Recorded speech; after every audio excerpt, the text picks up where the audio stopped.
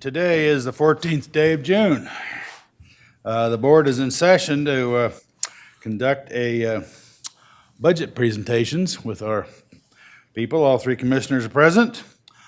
So let's go. All right, Mr. Chairman, Commissioners, good morning. Good morning. The prosecutor is one of 7 constitutionally elected offices within Ada County. Prosecutor Jan M. Bennett is responsible for the prosecutor's office, which is comprised of 2 main divisions, criminal and civil. The criminal division handles all felonies within Ada County and is responsible for handling a wide variety of additional cases, including but not limited to child protection, misdemeanors, juvenile cases, and post-conviction matters. The criminal division also provides support to crime victims through the Victim Witness Unit and restitution units, as well as its partnership with the Faces of Hope Victim Center. The criminal division also participates in drug courts, domestic violence court, mental health court, and veterans court. The civil division is engaged in a wide spectrum of government and civil practice, including litigation on behalf of Ada County and representing Ada County elected officials and departments.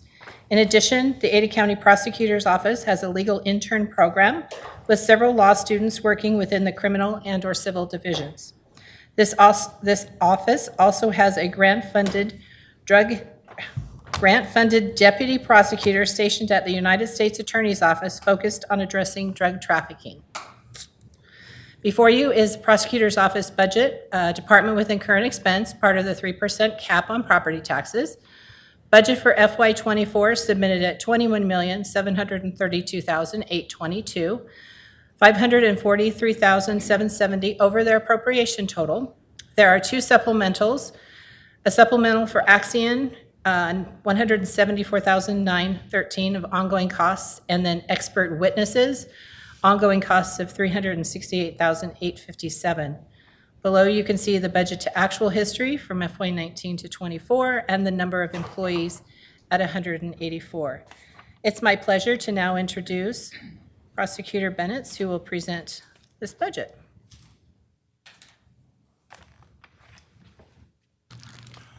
Thank you, Kathleen. Good morning. Good morning. Welcome to our your budget presentation. Thank you. Thank you very much. Appreciate your being here. Appreciate your service to the community. Thank you, sir. Thank you.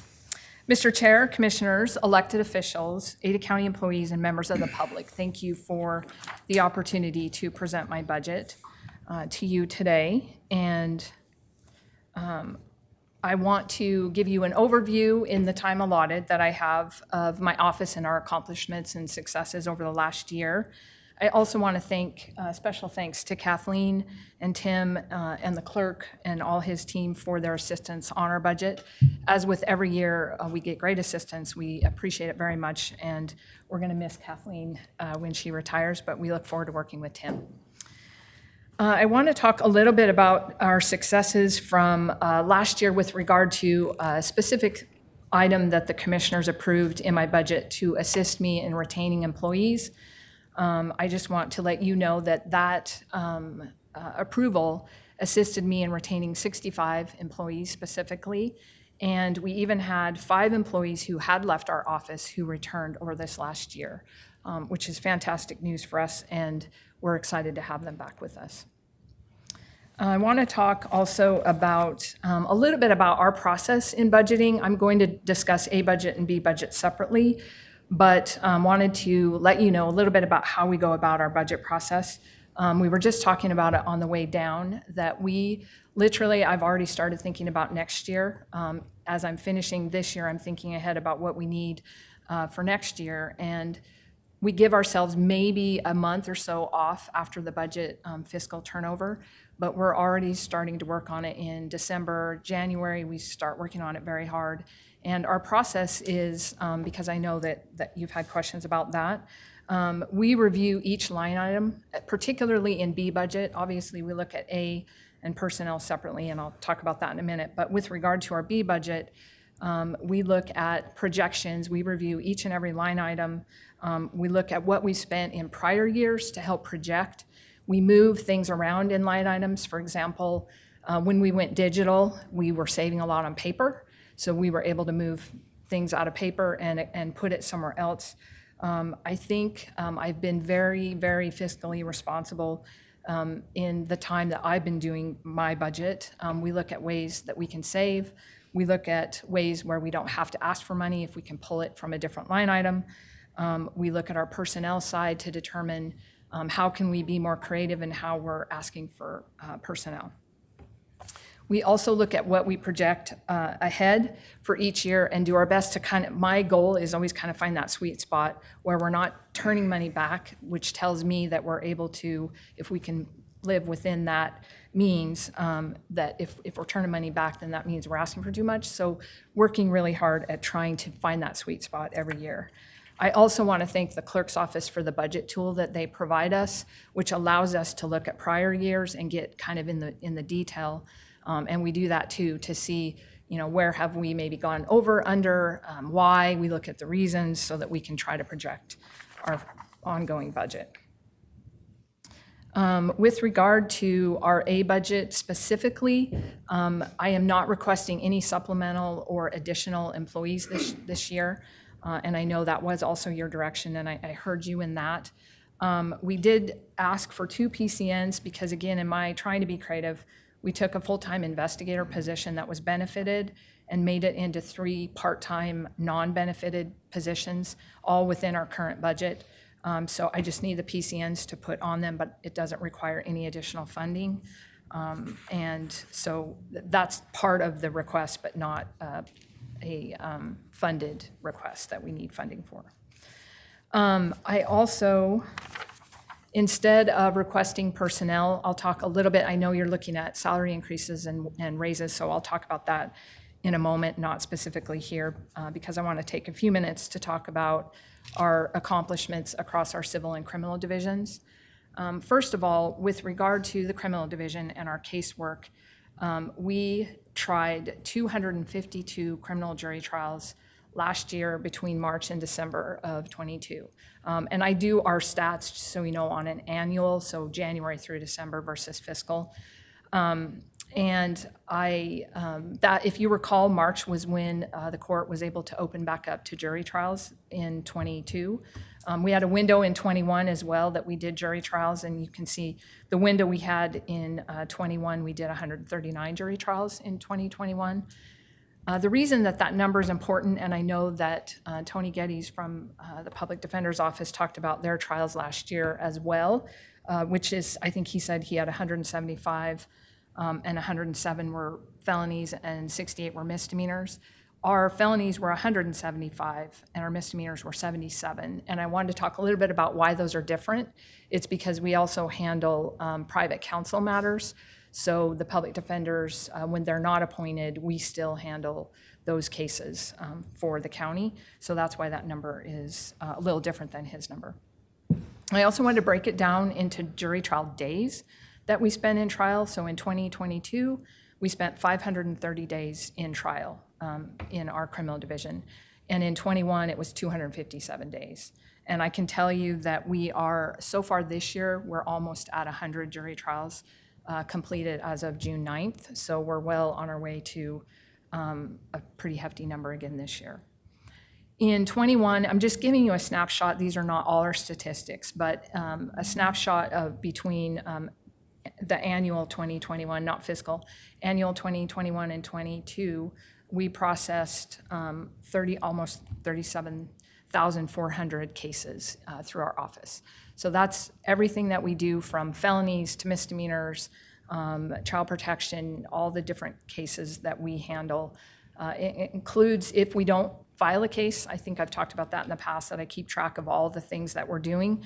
So it may be that some of those, it is true that some of those are cases that we don't file, but we're still, reviewing them, working with law enforcement, making sure that we have all the information, the follow-up.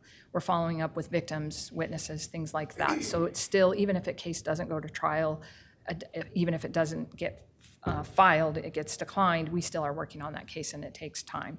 And we do have a screening team who work on those and to help process those cases. Snapshot of cases, just again, for the 2 years, 21 and 22, our domestic violence cases and attempted strangulation, which is also a domestic violence case, we did 793 of those. Child abuse, which is everything from physical, sexual abuse, we did 427 cases. Another part of our office that I think that Commissioner Davidson and Chairman Beck may know, but Commissioner Daly may not, is we also collect restitution that's ordered by the court. We will ask the court for restitution on behalf of victims to pay for damage to property, for example, or medical bills, things like that. We ask the court to order a defendant to repay the victim for those costs. And when that court order comes through, we work with the probation and/or parole department to help collect that money, and then we distribute it back to victims. With the clerk's help, they have the Odyssey process that we are able to use and utilize for that. And so last year in 22, we collected and distributed $2.1 million in restitution just in that year to crime victims. The year before, it was a little over 1.7 million. And so we're pretty consistent in turning quite a bit of money back to crime victims each year. The other snapshot from 22 that I wanted to talk about for a moment is our homicide cases. And so I say homicide because some of those are murder cases, some of those are manslaughter cases. We did 5 homicide sentencings in the last fiscal year, 2 after jury trial convictions, so after we had gone to trial. And those trials were just this year, in February and March of this year. We had abusive head trauma of a 4-week-old. That was a homicide trial that we did, and a shooting that happened downtown. Currently, we have 10 pending homicides in our office, which I will talk about a little bit later too when I get to our request for expert witnesses. 3 of those are DUI manslaughters. The rest are murder cases, specific to not DUI, but murder. The other piece that I thought would be informative, several years ago, I started keeping track of our on-call hours, and those hours are time after hours. We're on call for law enforcement 24/7 on weekends and holidays, and the judges are also on call. We have a judge assigned to us every week. Basically, we turn call over to the next person every week, and so we performed 400 hours of on-call assistance. I can't say that's 100%. I know it's no lower than that. It certainly could be higher than that. Sometimes, our on-call folks don't always get me that data, but that search warrants questions, arrest warrants, and we also appreciate the help of the judiciary in providing us the magistrate judge for the on-call work that we do. And it's very important work because obviously there are things that need to happen after hours as well. Lastly, before I talk about our civil division accomplishments, I just want to let you know that I get positive feedback on a regular basis about my team, my staff of prosecutors who are working with the public, with law enforcement, with victims, and I get a regular stream of emails and letters thanking me for the work that my team is doing, and that's on your watch, that our team is doing that work, that great work, and I am very proud of them for that, and I know you are too. Next, when I get to our civil division, and I'm usually a little shorter on civil division because you all know what we do in the civil division. You see us doing that every day. I'm certainly happy to answer questions about the workloads that we have, but I think you know them as well as I do for the most part. You know that we handle a wide variety of cases, and I and Heather McCarthy, my civil chief, also reach out to our clients on a regular basis, at least yearly, if not more often, or clients reach out to us. But we are very open to feedback. This one is a quote from one of our clients who appreciated the work that we do to ensure that our legal bases are covered every year. This one is in particular to a contract, but we seek that feedback. We want that feedback. We definitely have goals and pillars that we rely on as a foundation for our civil division, and part of that is communication and consistency in the work that we do, and ensuring that we are timely and that we're responsive to our clients. So those are all things that we care about, and we seek that feedback, and I get positive feedback all the time too about the work that my team is doing in the civil division. Snapshot of the hours that we worked in 2022. You'll see there 19,790 client hours. We did 1,752 workloads, and we have 335 pending cases that we're actively working on that are in one form or another in the court system. Another part of what we do that I have been doing for several years in 2019, it became apparent to me that I needed help with fielding all the media calls and basically having timely callbacks when we're busy all day. It was very important to have timely callbacks and responses to media and to other people who are asking questions of us. And so I hired a public information officer, again, with the support of the commissioners. And so we've been working on that since then, and it's getting better and better every day. We're out in the community more. You can see here that we had positive feedback on Facebook from a captain from the Boise Police Department on our recent homicide trial that we did. We're out in the community raising awareness about domestic violence, sexual assault. I know you do proclamations for those things, and we're part of that. And we greatly appreciate the partnership in ensuring that we keep our community updated on the things that we're doing. And we use my public information officer to assist in that effort. And I've seen a huge positive result from that, that we are getting the word out about what we do, not only our office, but certainly the interface with other county departments and elected official offices.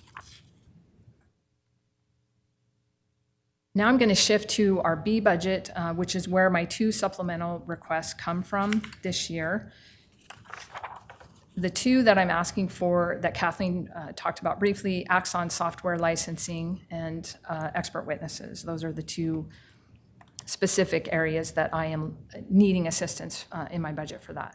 So the Axon software licensing is essentially an evidence management and storage system, and I'm going to talk a little bit in detail about how it all works. But a little background, as you are aware, all of the 5 law enforcement agencies that we work with, so that's Ada County Sheriff, Boise Police Department, Meridian Police Department, Garden City Police Department, and the Idaho State Police. They all have what called different things. On-body video is what I typically call it. They call it body-worn cameras. So when they're out in the community and they are taking enforcement action, they have their on-body video on. And so we are required as the prosecutor's office to obviously get that on-body video to us and then to also disclose it to the defense. And so it has required, and it's just getting more and more every year, because obviously as our caseloads increase, the amount of video that we're managing and handling is a pretty daunting task. And it takes a lot of personnel time to manage it, to view it, to prepare it, to be used in court or whatever, sentencing, whatever issue that we might need it for in court. And so I went back and looked at just over the last 3.5 years, so 2020 and then to date, to yesterday, how many on-body video we had from 3 agencies. So I can't tally the numbers for ISP and Garden City because they have a different system, so I don't have those numbers.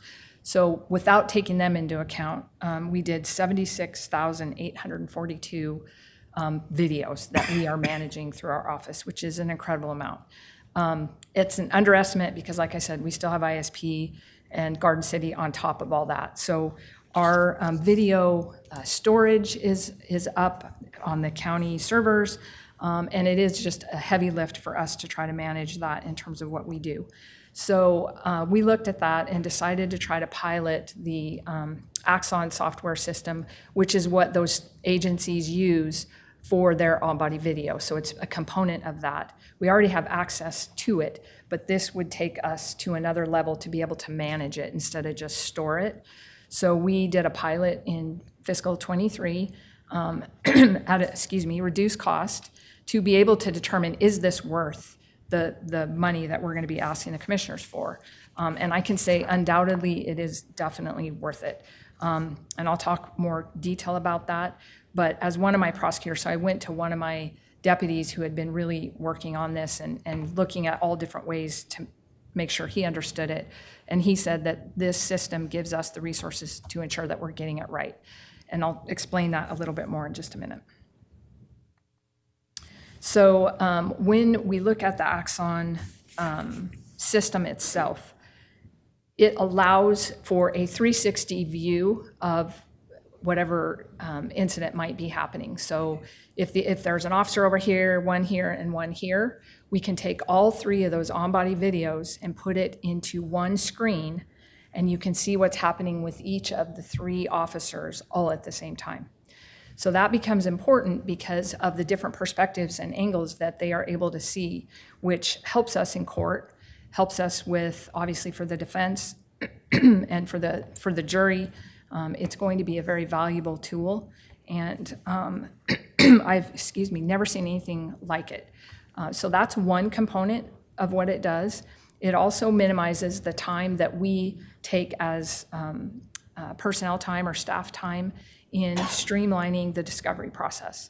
So there are things with our video that we may have to do to prepare it for court, like certain redactions that we may have to make that of inadmissible evidence that we're not allowed to show the jury.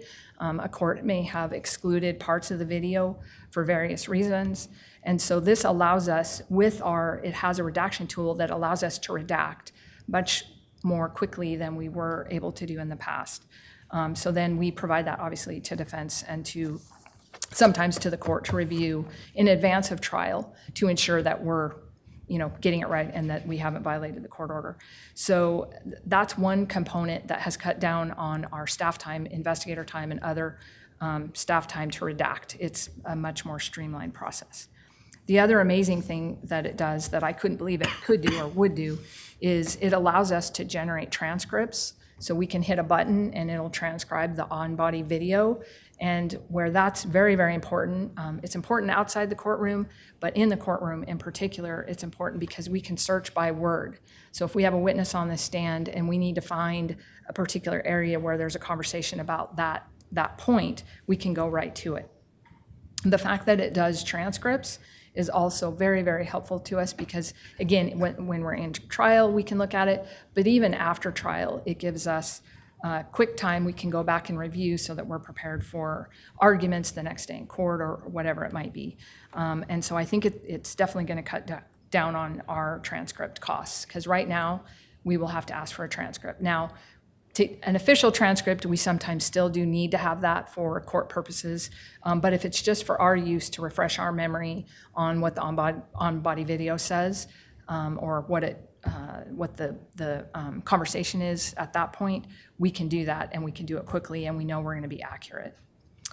I talked about the trial redaction time and how it definitely cuts down on the ability of our team to do the redactions. And then the last piece, cost savings that I've worked with Stephen O'Mara on is the storage for the county. So right now, like I said earlier, we're storing it on the county servers. They store it. The storage is included in this cost.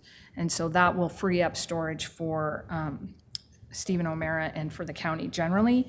And I think that we've on average had about $70,000 of storage that we're paying for right now for our storage. So it will reduce that.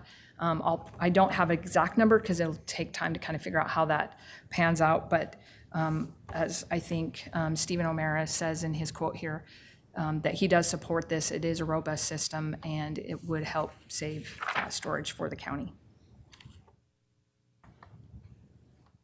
And like I said earlier, it is hard to quantify all the cost savings. We'll do our best to try to, if this is approved, we'll do our best to try to quantify that if we can, and try to come to some sort of report back to you on how it's working, if you do approve this for me.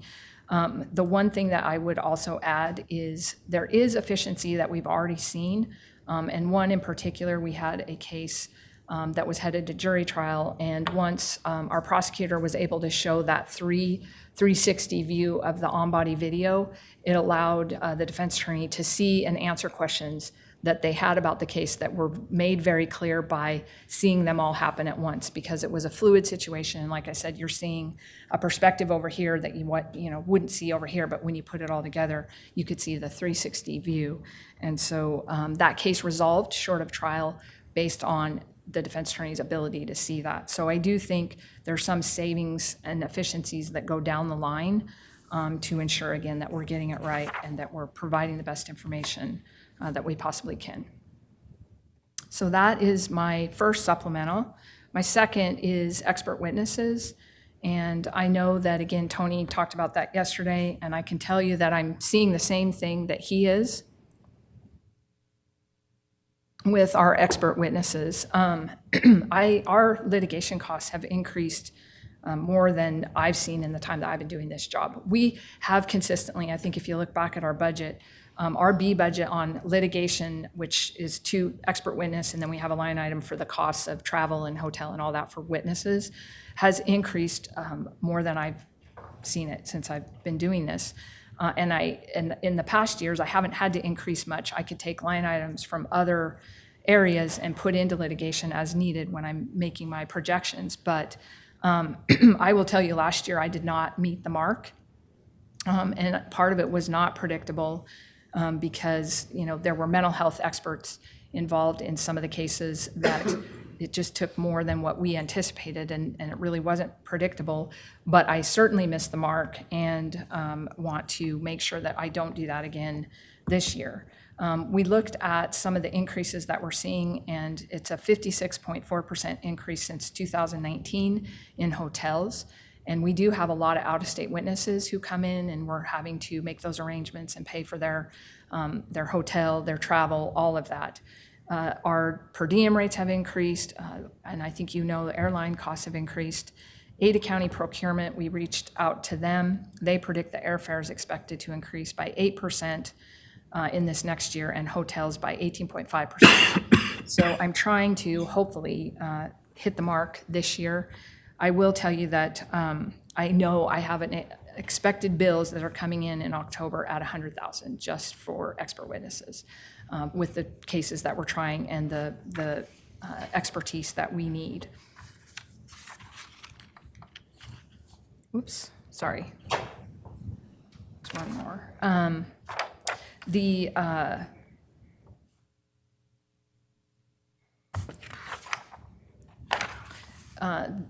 The local experts that we have are few and far between.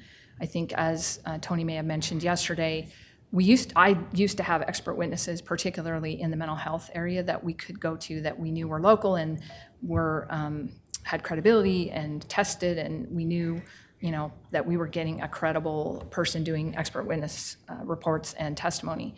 Those folks have retired, and it's been very difficult to find local people to take their places. That's just one example of experts, but the mental health piece of what we're doing is, and I'll just back up a little bit to show you under the types of experts that we're needing, that we're seeing are mental health in particular. We've seen an explosion in our mental health evaluations, what we call 18 to 11s. Those are ordered by the court to evaluate competency to stand trial, understand the process, understand the defense attorney, and those kind of basic mental health evaluations. We've seen an increase in those and an increased need in trial and post-trial experts. So some of the cases, and I've talked a little bit about, but abusive head trauma, some of the homicides that we've been doing over the last several years have required experts, and these experts are from out of state. And so again, that's why the costs have gone up. Sometimes we need experts for sexual assault, domestic violence, certainly DUI, when we have accident reconstruction, DUI manslaughter cases. We tried a DUI manslaughter recently, obviously needed an expert for that. So these limited availability of local then adds costs for travel and the other expenses.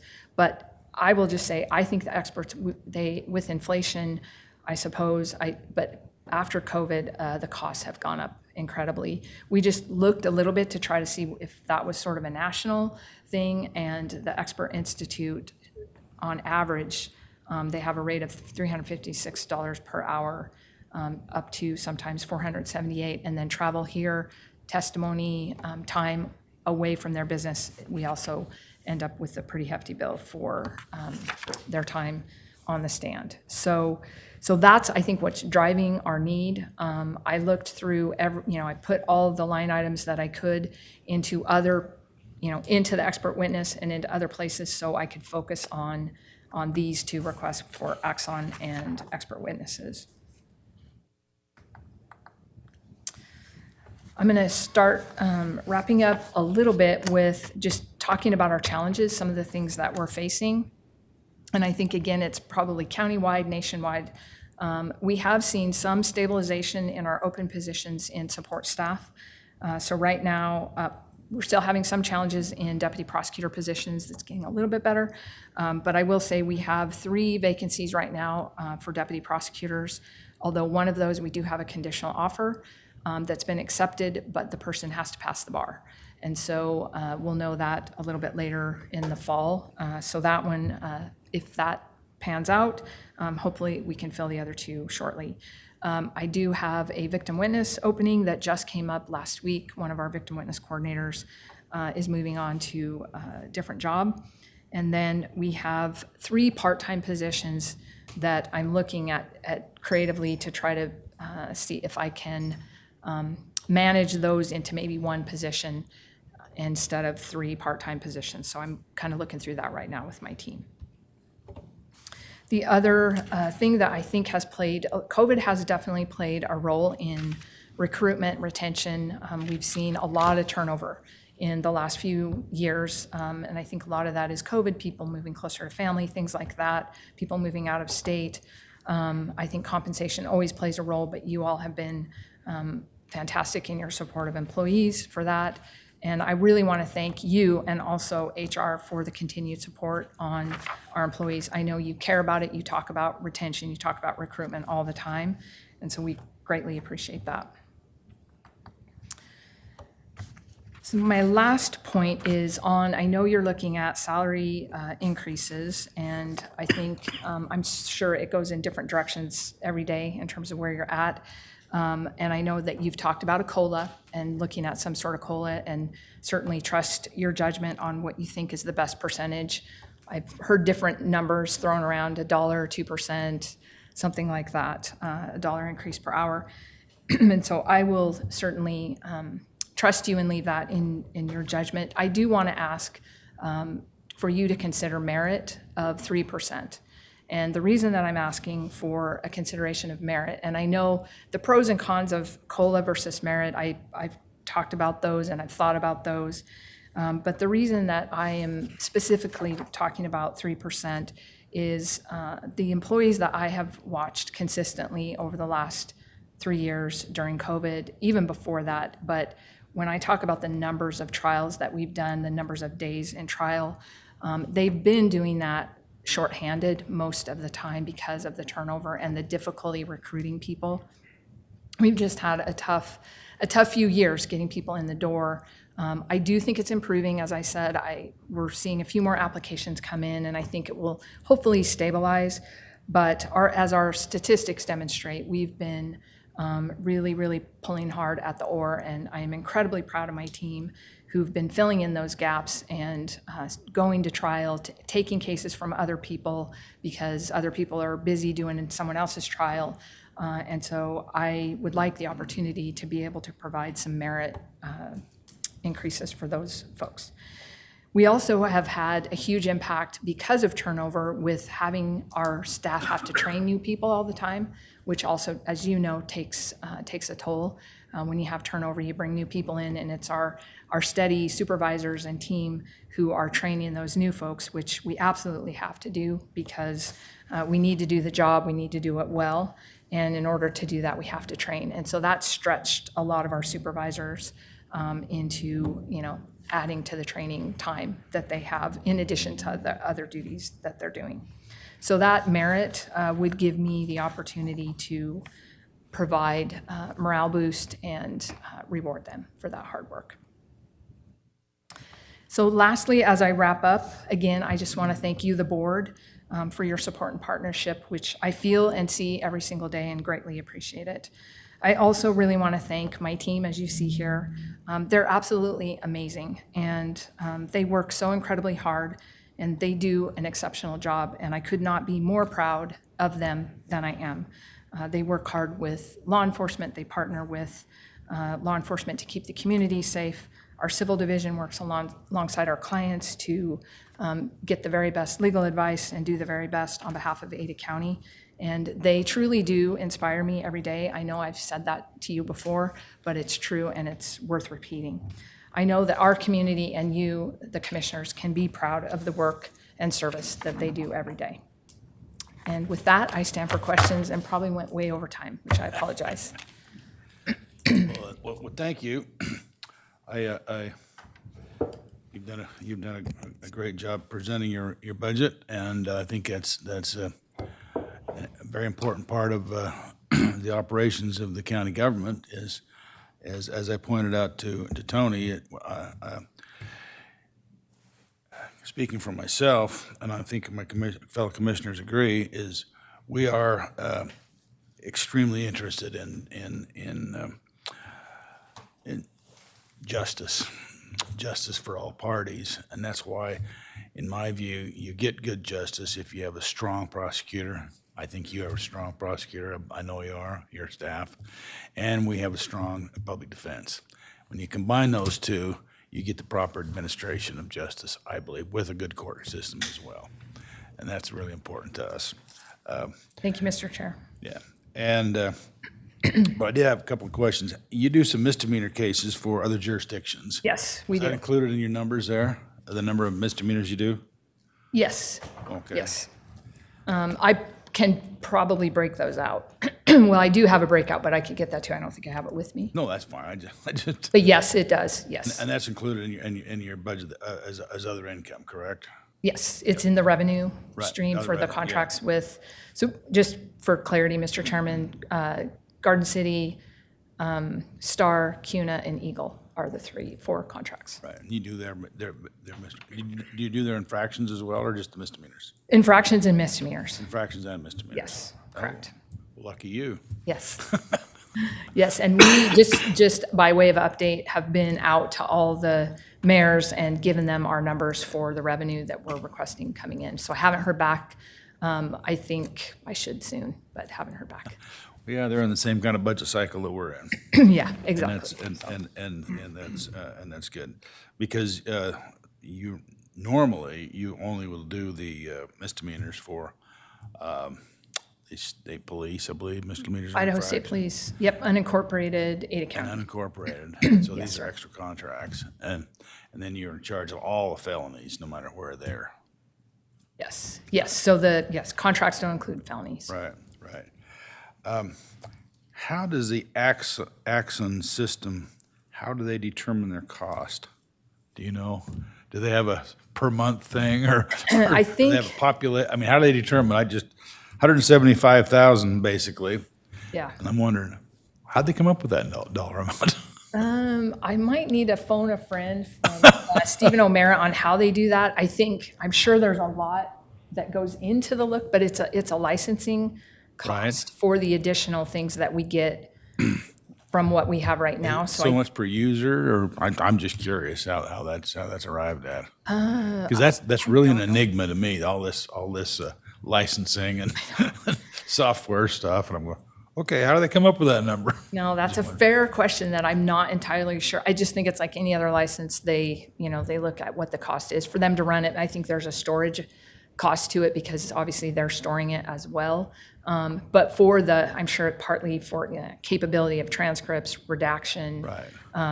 the search tools, much- I know, to get to. So it's variable. You mean depending on how much of that you actually use? That's what it is. Yes, it's variable. So this will help us do those other things that we can't do right now. Without the license, you have to pay for that to get the tools, everything that I talked about earlier. Okay. The only other question I have is how much is your total expert witness budget? You're asking for a supplemental 368. So our litigation, we're asked, which is in our current budget, so I'm not asking supplement, is 250. And so with this, it would be a total of 700,000, basically between litigation and experts, with knowing that I have 100,000 that's going to come out in October. So I already know that's off the top of that, the expert witness line item. So that's how I arrived at that number. Well, I might add as well that we, of course, as you correctly pointed out, we use the civil division a lot. We walk right by them to get to our offices, and we use them a lot, and we appreciate the efforts and the expertise that we get from your civil department. Appreciate that. Thank you, Mr. Chairman. I appreciate that. Is there any questions from the commission? Go ahead. My question is a follow-up on the chairman's, on the Axum. Is it like a cell phone? You can buy an unlimited usage or buy individual usage? So if you'd get back to us on that, it's in terms of. Yeah, I can look into that a little bit more and see exactly how they apportion. I'm sure it's probably in the materials. I just don't have it in front of me, so I certainly can. I can follow up on that.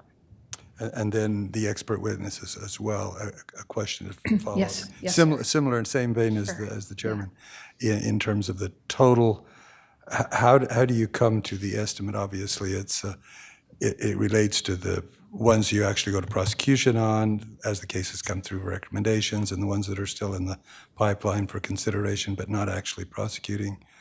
How do you give the estimate of that? Ones that require expert witnesses. Okay, certainly. Mr. Chairman, Commissioner Daly, so a couple of different things. So I looked at what homicides, first of all, are in the pipeline to be tried, and how much, talking to my prosecutors about how much they anticipate their expert witness costs are going to be in those cases. So that's one. Then I look at our major crimes, other places where I know we're going to need experts, like I said earlier, like DUI, manslaughter cases, if we have accident reconstruction. We look at other places that we would have an expert potentially in domestic violence or, those other sexual assault, other areas like that. And then look at honestly what we've done in the past and where we've been, and if we've seen an uptick and an increase in those. This year, I wouldn't call it a benefit because I know 100,000 is coming out of my line item in October, but I knew that was coming, so I had to take that off the top. And then looking at kind of the trends of, frankly, what the Public Defender's Office is seeing, I think we match this request of which, when you take litigation and expert witness costs, it's about $700,000. That's actually less, I think, than what Tony's asking for. He was at $700,000, I think, last year when we checked in to try to balance and see where we're at. And I think he asked for over 700, if I understood correctly. For this fiscal, that also tells me that I'm in the mark, or at least close, because he's going to be using experts that I will then need to respond to. So it sort of helps us, I think, to know. I'm sure he's looked at what we were doing, and we're both trying to do our best to try to figure out what we anticipate. If we go to trial, we look at that, that's going to add to the expense because, like I said, travel costs, other things coming back to bring us, bring a witness back here, also the time in trial, things like that. So that's going to raise it. Honestly, we look at the complexity, and this case is pending still, so I'm not going to talk about details, but I have one case that we're handling right now that is extremely complex on a mental health issue and has really, and it's a serious, extremely serious case. And so it requires a lot of expertise. And so we look at that to try to also see the complexity of the individual cases. And at this point, between me and my team, we can get pretty close in trying to figure out which cases are possibly going to trial that we're going to need to look a little bit more. And then honestly, after this year too, if it looks like I went a little over, then we'll dial it back next year, because I don't ask for just to keep going. If I don't need it, I will reevaluate every year. Thank you. And then this is just a comment, and I know you know it, have a crystal ball, just like I told some of the other witnesses or the people yesterday, in terms of the unfunded inflation mandate that we have from the federal government mandating their actions create inflation, and the hotel costs, airfare costs, that's all inflation induced, and that's a crystal ball estimate of what that's going to be in the future. Thank you. Correct. Thank you. Thank you, Commissioner Daly. Okay. Commissioner Davidson, did you have questions? So you have a line item for litigation expenses under litigation or attorney's fees for $250,000, is that right? Yes, the 250 is for the litigation costs for travel, getting the expert witnesses here, other witnesses, so it's not just experts. We have lay witnesses who we bring from out of state. It's really all the costs. If we have to pay for transcripts, we have to order, like judgments of convictions that we have to use in court to prove priors for particular charges that we have. We have to pay for those. It's all of that, hotel, airline, things like that. Is that more than previous years? It looks like, It's a, gone up.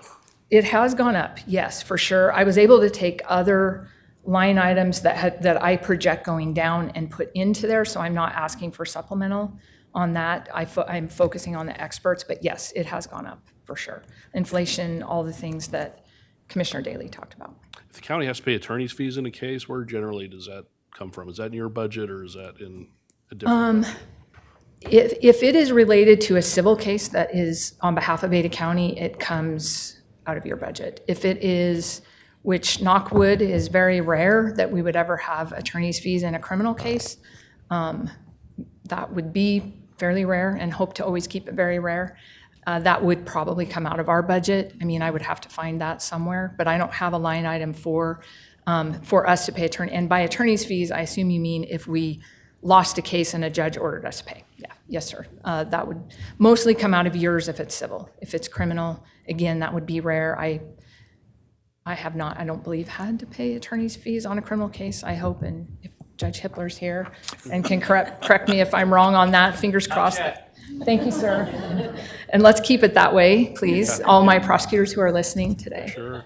Thank you. You had an item in here related to FACES. Was that for some kind of capital improvements or remodeling? And how does the FACES budget work overall? Yes, certainly. Thank you, Mr. Chairman, Commissioner Davidson. So, and actually, I probably will be talking to you a little bit more about that down the road, but probably, I don't know, I can't remember how many years ago, there are some lease monies that come from Health and Welfare and Boise Police Department who are housed at FACES that come to the county. And at that time, the commissioners asked me to, it's a fairly small amount that it didn't go to operations, but they wanted me to look at for, like, if we need a cubicle to add space somewhere, if we need to do minor things, not capital, not huge capital improvements, but little things that come up during the year that need replaced or fixed or something like that, that we're over there, we're close, we can manage that, but I think it's worth reevaluating whether that eventually goes into the operations budget so that they can manage it globally.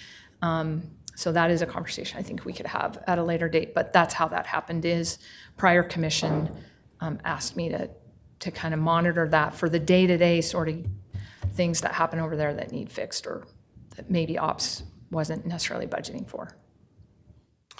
Now, as far as salaries go, do you know how you compare to the public defender's office? Are you able to kind of get a basic rate between them both, or is it different? So, Mr. Chair, Commissioner Davidson, so we work with HR and Bethany's team, and by the way, really, I think I said it already, thank them for all their fast and helpful support. So we work to make sure that we're hitting the mark so that we have parity. And I mean, there's going to be some variance. I think the starting, and Bethany can correct me if I'm wrong, but I think the PDs have a little bit higher starting salary right now than we do. I think they might be at 75, and I think we're at 73. So there's some variance in that, but we have levels like 1, 2, 3, 4. You know, we have a grid that we use, and I think that is similar to how Tony does it.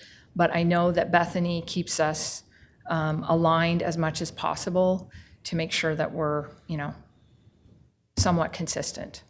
Certainly the job descriptions, I mean, there's a lot that goes into all that and duties and responsibilities as well. So that there's variance given that too at times. Now, as far as caseloads per attorney, how do you manage that? And do you do any training with attorneys to help them be able to exercise their discretion about what should be taken to trial, what should be plea bargained, or even dismissed? Do you do any kind of training like that? Mr. Chair, Commissioner Davidson, yes. Well, so yes to all of it.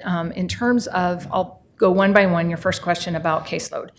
So we run our caseload numbers all the time. In fact, we just ran them yesterday, and we show each team what their caseloads are. I think, as you know, we assign our teams to a judge. So we have our prosecutor team, and Tony does it similarly, that we all appear in front of that judge. We do that on purpose, for vertical prosecution, so we take the case all the way. Also, I think we're more efficient and effective to have an assigned team. We know the calendar, we know it's consistent. We're not trying cases in 5 different places and trying to hand off cases.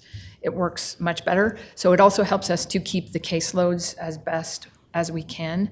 And I will say that I think all of us in the courts and PD and our office work well together to try to make sure that we're keeping each other posted when we have variances that might come up. If we have maybe a judge is going to get fewer cases because they're taking on drug court, Judge Hippler will keep us posted so that we can work our teams to make sure that we're not overstaffing or understaffing.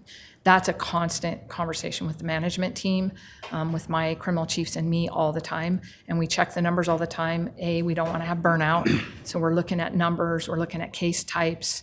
When we assign complex cases, we're looking at workload, what they have.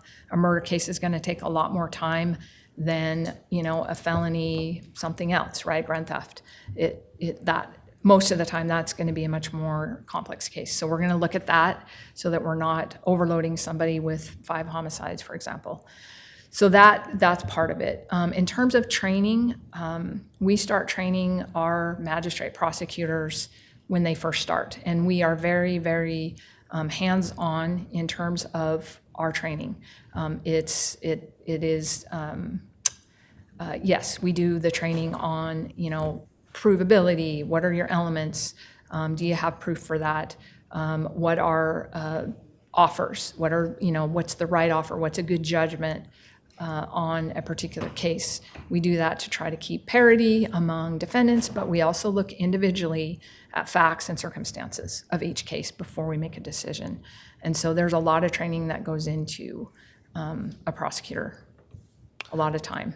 Do you think your prosecutors are comfortable in exercising discretion, or is there more sort of a culture of taking things to trial to get a win? There is, Mr. Chairman and Commissioner Davidson, it isn't get a win, it's do justice, always. There's not you go to trial if you think you don't have proof. That doesn't happen, that's unethical and would not be tolerated. If you believe you can prove the case beyond a reasonable doubt, you've made efforts to resolve it, and you can't resolve it, but justice requires you to go to trial, you go to trial.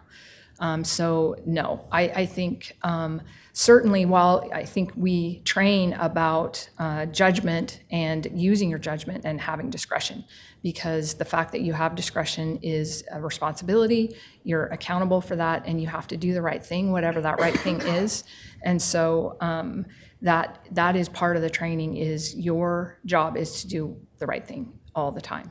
And each case is individual, and you have to look at the facts. We don't do a cookie cutter approach because every case is different.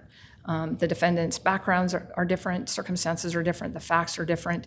There's similarities in certain cases, but overall you have to look at each case individually if you're going to do a good job.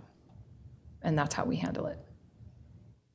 Are your attorneys, are they able to dismiss a case on their own, or do they have to seek permission?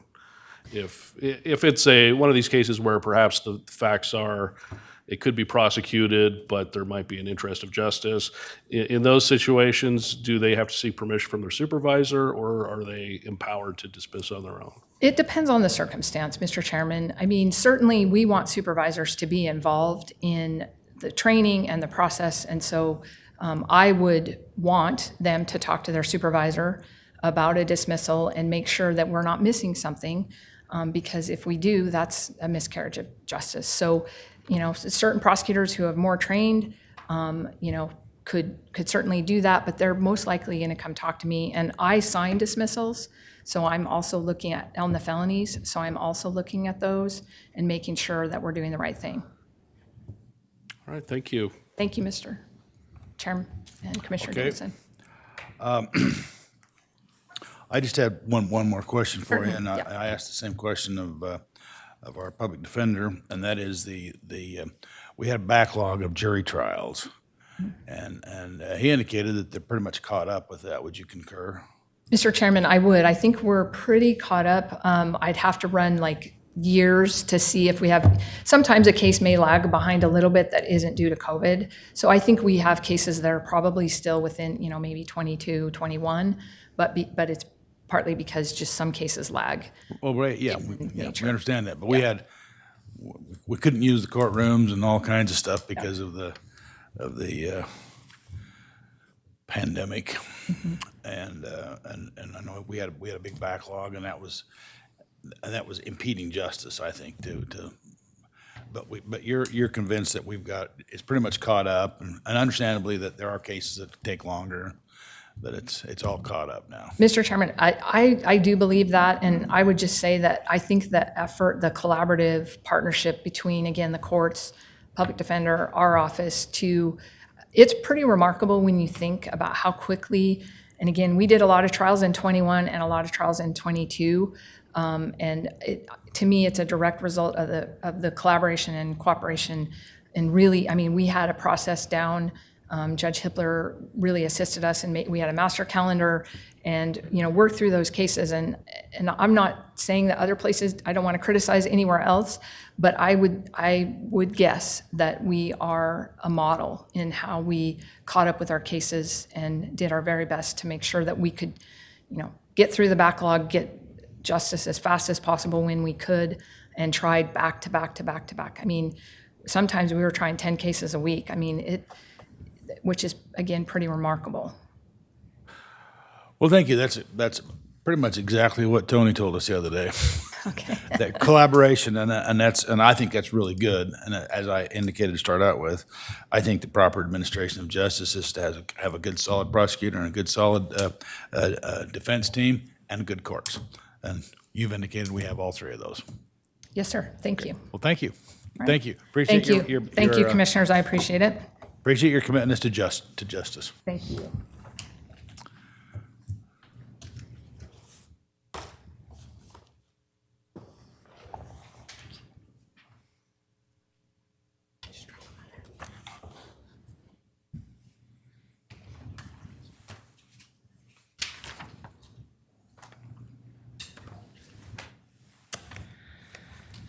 Mr. Chairman, Commissioners, Juvenile Services, headed by Director Allison Tate, promotes its vision of inspiring hope for the future through the work of 4 divisions and the Bridge Youth and Family Resource Center. Detention provides for care and well-being of incarcerated youth while helping to ensure community safety. Detention staff provide a safe and secure settings, address medical and behavioral health needs, and provide nutritionally balanced meals to youth in the facility. Educational services are provided by the Boise School District. Probation provides a community-based diversion program along with best practice supervision strategies for youth with court-ordered probation terms. Family engagement and graduated responses are critical for best outcomes. Programs provide screenings and assessments for the court, substance abuse treatment services, mental health counseling, alternative school education for youth on probation, victim services, and community services programming. These programs foster youth and family growth, insight, and rehabilitation. The Support Services Unit is responsible for supporting the department's other divisions in the areas of budget, finance, training, project management, and data analysis. The Bridge Youth and Family Resource Center came online in 2023 to connect youth and their families to services and support in the community in an effort to keep them from being involved in the juvenile justice system in the first place. Juvenile Services partners with Ada County Prosecutor's Office, Public Defender, 4th District Court, the State Departments of Health and Welfare and Juvenile Corrections, and local law enforcement agencies and schools. Juvenile is a department within the current expense fund, part of the 3% cap on property taxes. Budget submitted for FY24, $11,915,131. This budget is flat, therefore no appropriations. Budget to actual history from FY19 to 24 and the number of employees are listed below. And at this point, it's my pleasure to introduce Allison Tate, who will present Juvenile's budget. If I can get it up here. There we go.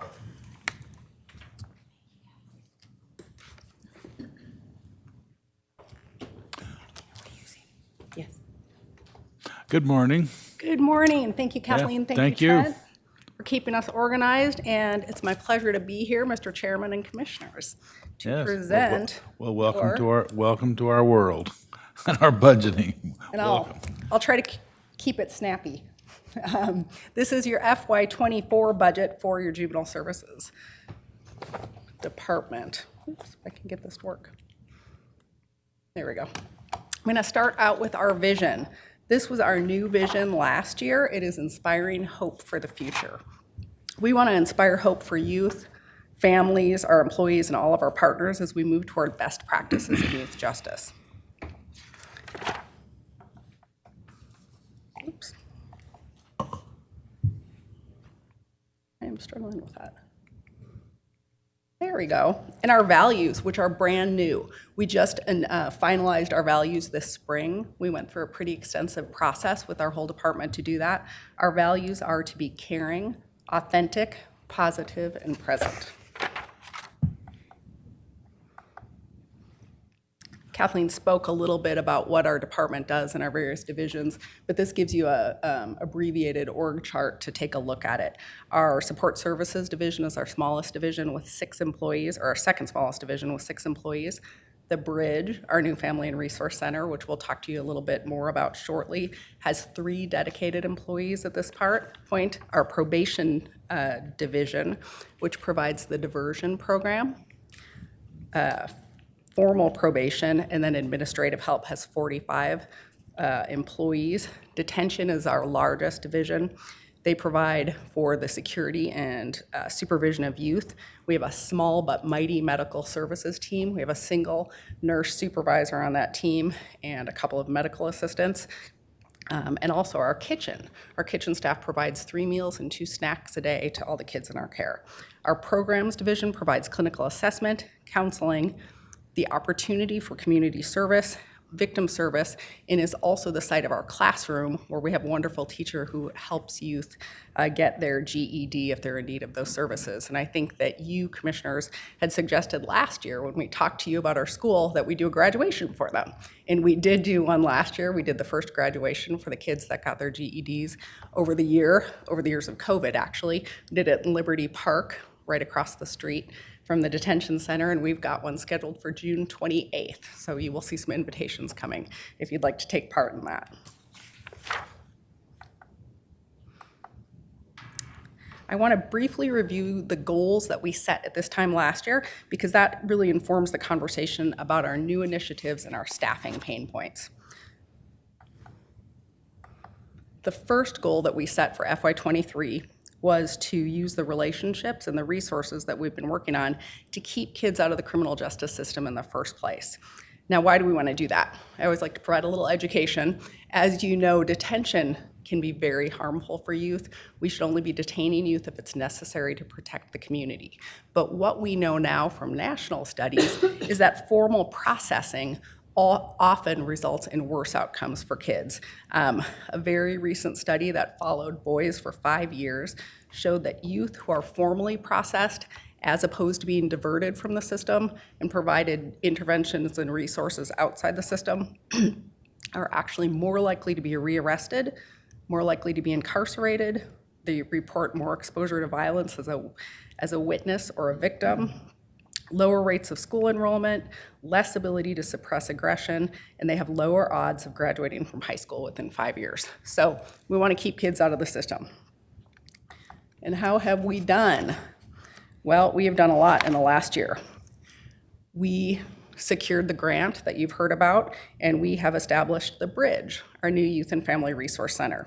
We're still waiting for our new facility, but we have started to take referrals. Excuse me, we started taking referrals March 9th. We've received 67 referrals. 45% of them were from schools, so often school counselors, often working with the school resource officer.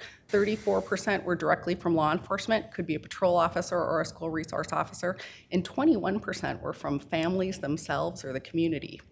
What we've seen over the years is that we'll have a family call the detention center, sometimes drop by the courthouse with a child and say, we got to do something. You know, can you take them back to detention and scare them? We don't do that, but now that we have the resource center available, we can send someone out to meet with that family immediately, make an appointment to bring them in, provide screening and assessment to the whole family to look at what's going on with that family, connect them to resources in the community, and then follow up with them on at least a weekly basis, providing case management to them. So all of those families are coming in very quickly. As great as our court system is, and as timely as cases are, it still takes months sometimes to get kids into the system. With the bridge, we're contacting families the next day. If we get a referral, sometimes the same day. And if they drop in, we're gonna send someone out to talk to them right away. As we said before, we have 3 employees that are totally dedicated to the bridge and 5 others who support the bridge. Resource centers are a proven method of helping families without pulling them into the formal justice system. Currently, we have about 40 active clients. One of the resource centers that we have modeled ours upon reports that 90% of the kids that are referred to the center never get a criminal charge. And that's pretty amazing. That's what we're striving for. This is a picture of our website. Our very good friends in IT helped us create this lovely website. It's user-friendly, it's pretty, and it's independent of the court system, which is what we'd hoped for. You can get information about the bridge here. Thank you. It's one of those days everyone's suffering from allergies. That's much better. Or make a referral in just a few minutes. So law enforcement, for instance, can go on this website, click refer, spend maybe a minute or 2 filling out the referral form, shoot it over to us, and we'll call the family, which is pretty amazing service. This is our screenshot of our case management system. IT also developed this for us. It goes live June 26th. Their project and development team created it for us on the OnBase platform. We're so thankful for their assistance. As we meet with the staff from other resource centers that are doing the same work, they're so envious when they see what we have here. It's gonna make all of our forms available to our staff, everything online. It's really fast, and it will allow us, very importantly, to extract and analyze data. As we move forward, we'll be talking to you about the data, the results that we're seeing, recidivism rates of kids that come to the bridge, and it will also be key for getting support from our partners. Most importantly, here's some comments from some of the people we've seen, our clients. Caregivers, so it could be a parent, a guardian, a grandparent, we call them all caregivers. One said, "Thank you, I feel like we have someone who can help us navigate through all the questions." One said, "We're very grateful for this help in our family's life. It's very promising." One of the youth said, "I loved the service." They're feeling very welcomed when they come into the center.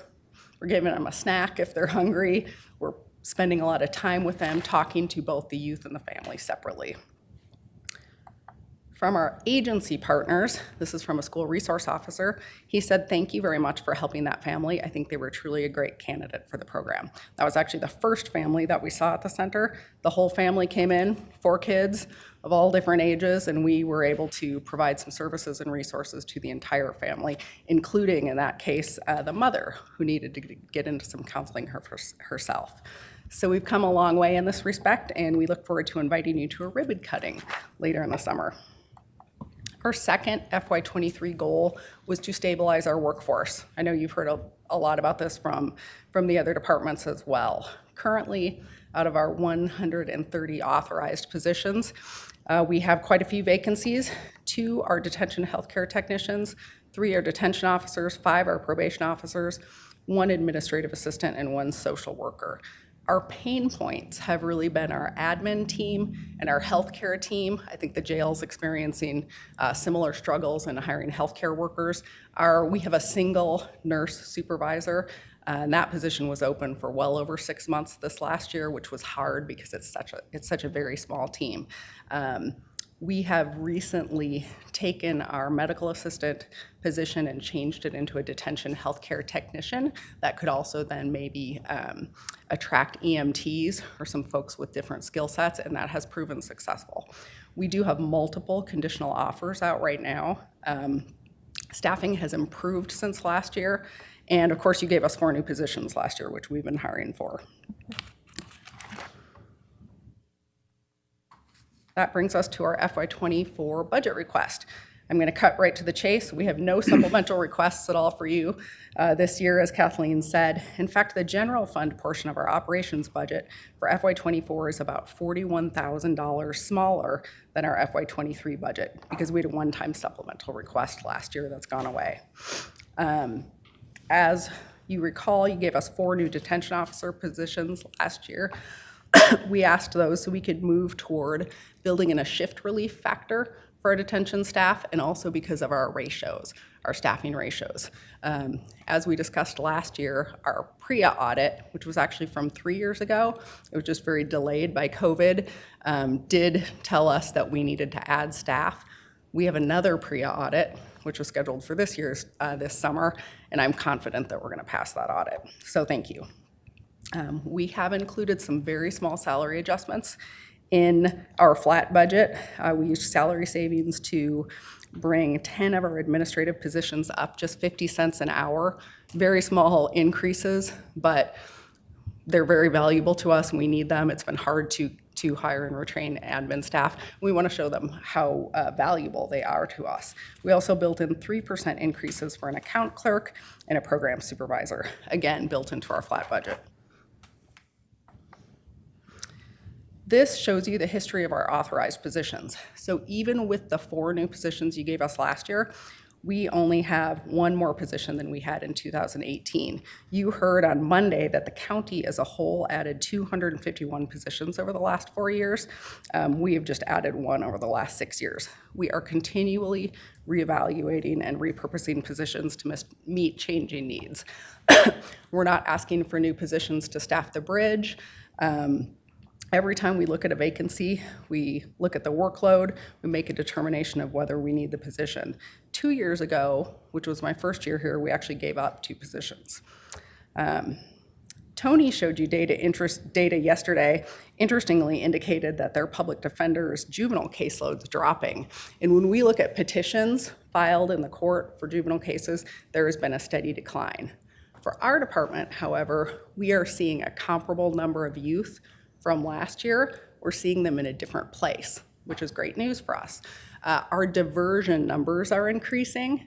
So our probation numbers may be going down, but our diversion numbers are increasing. So our diversion officers actually have increasing caseloads, and as we hire new probation officers, we'll be assigning more to the diversion caseload. Now again, diversion, we have statutory diversion in Idaho. So the prosecutor's office has the sole authority to determine if a case is filed formally in the system or if it's diverted. As we spoke earlier, diversion tends to lead to better outcomes for youth. And if we have less recidivism, we have a safer community. It's also less expensive to provide those resources to kids, to provide community resources rather than provide them in the system later.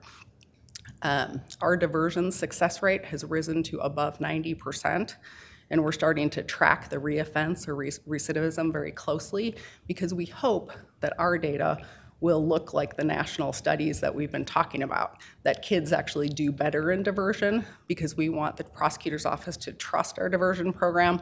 We want them to divert as many kids as possible. Our bridge program happens in the system even before diversion.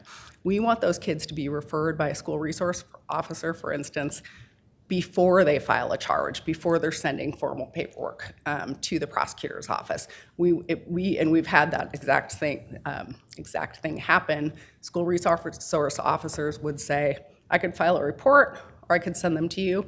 I'm going to try sending them to you and give you the opportunity to offer them resources. So that's what we're trying to do.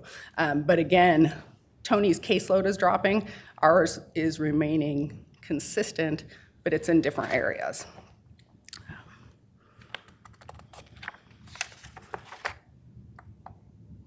This slide shows our funding sources. So we do have various funding sources in our department. As you can see, our general fund request is 84% of our budget.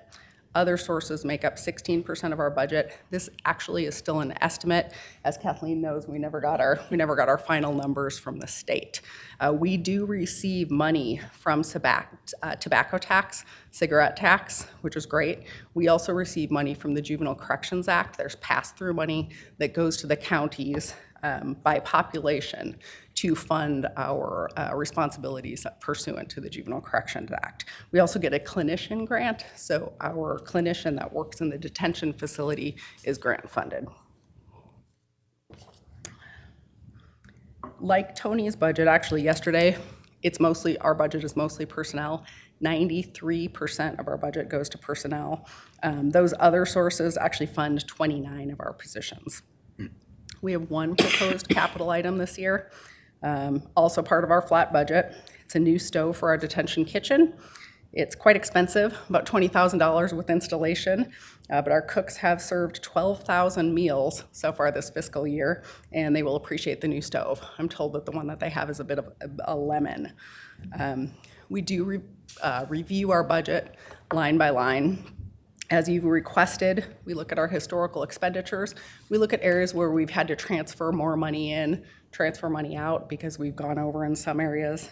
We have some interesting lines because we provide a lot of different resources, a lot of different items for the kids in detention. But we definitely do go through that process. And with that, I'm hoping that you have some questions. Thank you. I'd only have a couple of questions. 12,000 meals. Who all eats there? Because you only have a few detainees. Well, so 3 meals and 2 snacks a day. Our numbers do go up and down. This last weekend, there were a rather large number of kids that came in over the weekend, but they're filtering out early in the week. Our kitchen staff also eats at the facility, and our detention officers can purchase a meal ticket. We take part in the school lunch program, so for the kids that we're serving, we're getting reimbursement, and then for the officers or staff that we're serving, we're not. What's your average number of juvenile detainees at your facility? It has been between 11 and 12. I just got a report this week. Have that for you. Yeah, I thought that's about what it was. 11.32. Yeah, okay. Yeah, I thought that was about what it was. Yep, you're exactly right, Mr. Chair. Well, I congratulate you on the Bridges program. As you know, I've been a big supporter of that from the get-go. We appreciate that. I attended when you brought the fellow in from Las Vegas for the harbor method, and I'm glad we're getting that instituted in Ada County. Okay, is there any questions from the commissioners? Could you talk about the item for teacher and teacher's aide for summer school and School of Rock under professional services? Yes, absolutely. I'm just trying to picture that in my mind. Thank you, Mr. Chairman, Commissioner Davidson. So the Boise School District provides the teachers in our classroom for summer school because we provide schooling year-round. We don't take summer break. All the kids that are going to come in and be detained are going to go to school every day that they're with us to try to catch up on credits, learn something, so we pay the school district for the teachers that come to us in the summer. It's usually a different teacher than one of the teachers that's assigned during the year. When our numbers are low, we have 1 teacher and aides. When our numbers are higher, we'll have 2 teachers in 2 different classrooms. School of Rock, actually. So we have to provide programming for the kids in detention as well. School of Rock's a new program for us. We used to have detention officers maybe play music with kids or bring volunteers in, but we wanted to do something. Music is so important and has been such a popular program in detention. We wanted to do something a little bit more professional and structured, so we are paying that amount to the Boise School of Rock for them to come in and provide that training and classes.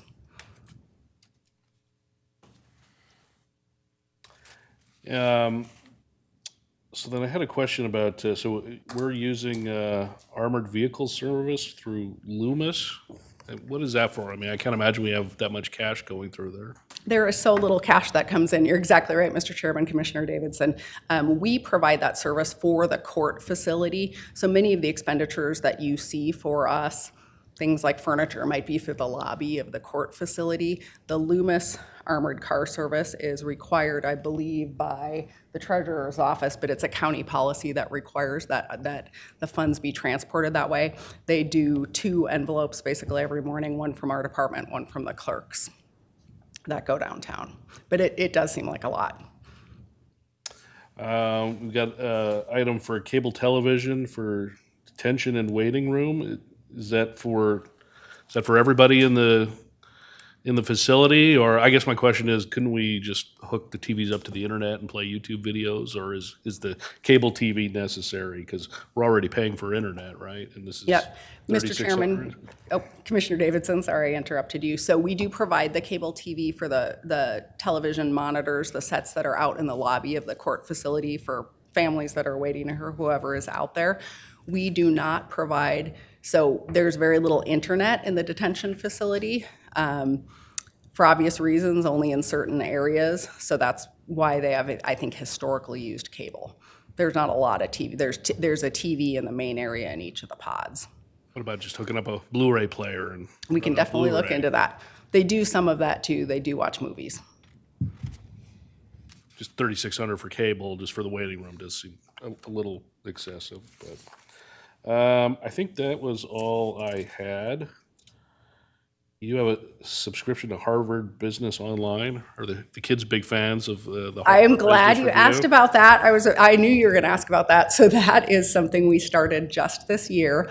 It is significantly less expensive than a business management consultant, I can tell you that. So I've assigned reading material, articles to my managers, to myself, and I share with them the ones I've assigned to myself because it's telling. And then we've assigned articles and done activities with our larger management team, which includes all of our supervisors as well. And then just last Monday, Leadership Ada County, which I think you're familiar with, which was started by Mr. Rutherford, all your department heads and kind of rising leaders, we assigned a Harvard Business Review article, and then we did a Compass Points activity with them out at the Turf Club. So it seems like an expensive subscription, but as I said, we've done a lot with it and haven't hired consultants or brought anyone in. We've just been doing our own activities. We'll definitely take a look at it after this next year if we've copied every article they have, but you can get online and search for topics too. So it's been kind of fun to have. And then we're getting some new furniture for the lobby. Has that been purchased yet, or? Has not been purchased yet. Several of our furniture purchases are actually not general fund. We intend to fund them with some rollover grant money. I'm gonna smile at Kathleen because how many years has that money been being rolled? Probably as long as I've been here. So there has been this 20 funding. years. I mean, Yes. It's 20, 25 years. Kathleen finally lost patience with us last year and said, you have one more year to spend it. And then we said, well, can we have a little bit more time? So we encumbered it partway through the year, rolled it to next year, and that's what we're hoping to spend on some of those. And they are really much needed. It's, they're tired facilities, but we will provide both the furniture and hopefully some nicer amenities for the public and for all of our partners in the building. 20 years, that long. Well, But it's been a long time. So that's a long actually where time. that funding's coming from. All right. And then how are we coming on the expansion? We're still waiting for construction to start. But we're very excited about it. It's going to be much needed. Well, thank you for your patience on that. Everything takes a long time. Yes, it does. Projects are slow. Thank you. Thank you. Commissioner Daley? Thank you. I appreciate your work. Your work is an essential part of helping this system function properly. As you pointed out, if we can help them at that level, it helps the whole system later on in the system if we can avoid those at youth. I have a couple questions. One is, you said school lunch is the funding source for. You've reduced the amount that you want in your budget request for that.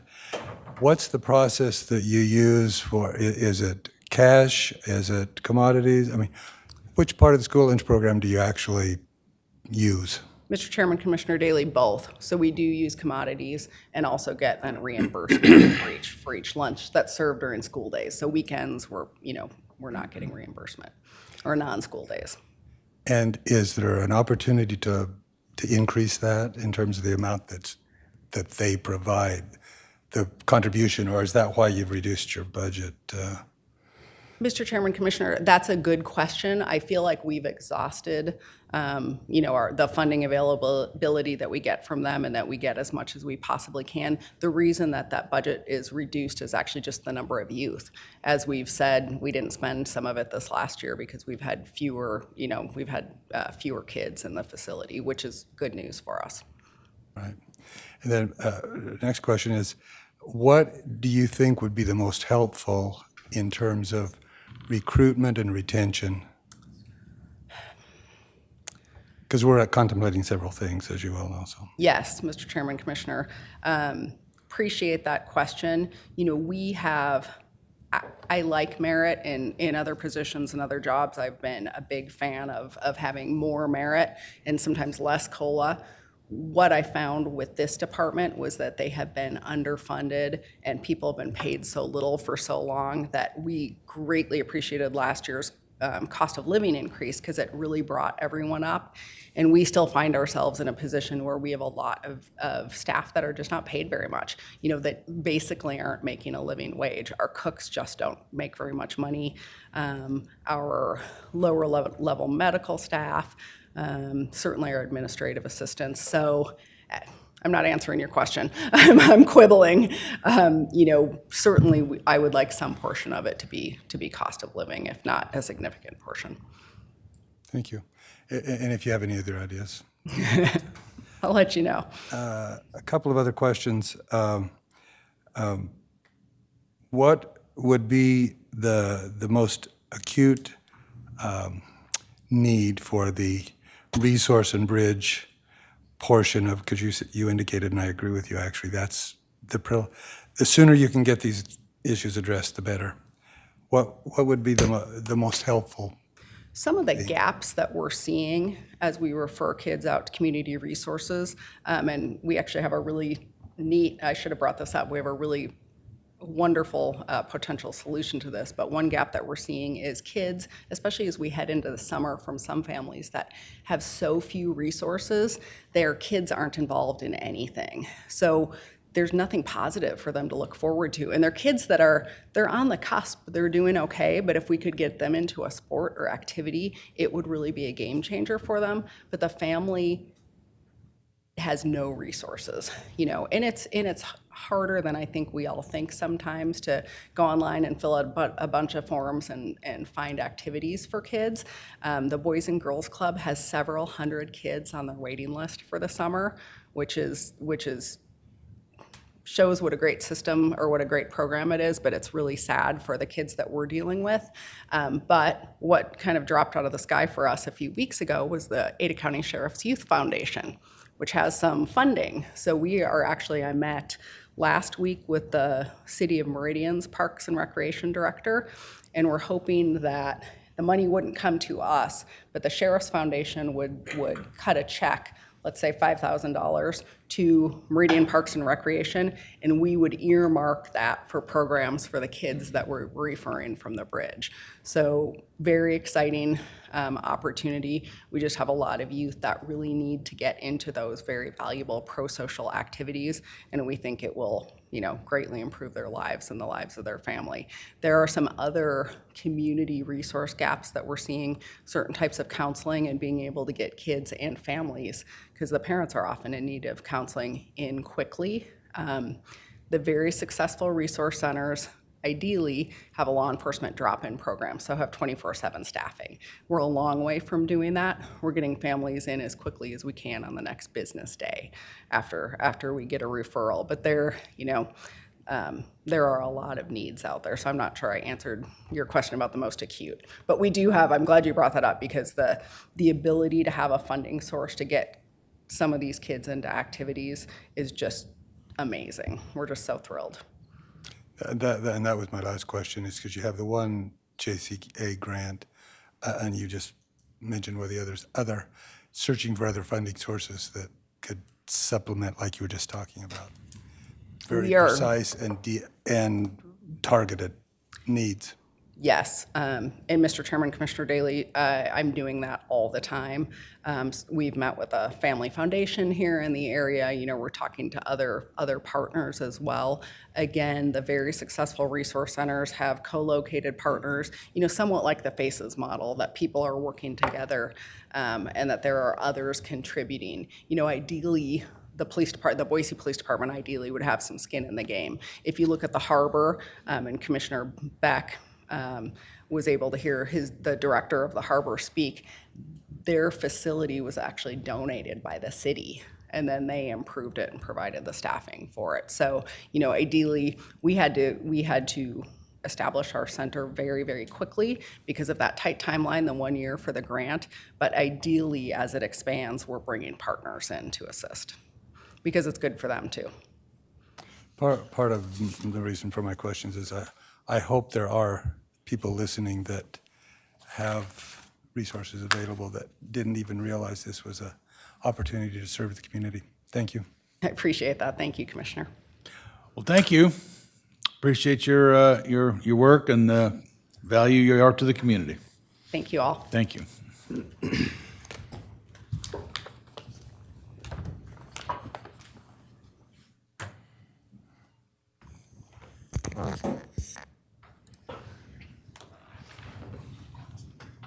We're doing for time.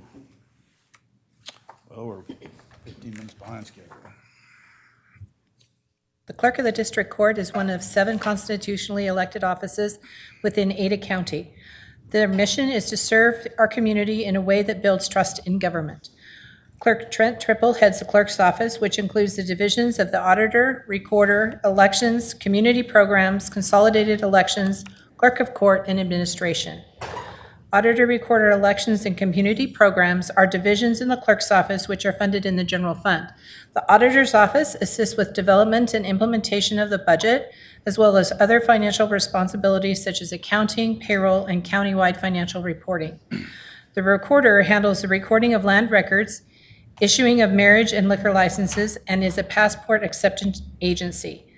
The elections office conducts up to 4 elections per year for over 300,000 registered voters in 197 precincts and deploys up to 1,200 poll workers and temporary employees per election to staff precincts on election day and work election night. Community Programs oversees the Board of Community Guardians, Trash Billing Services, and Indigent Services.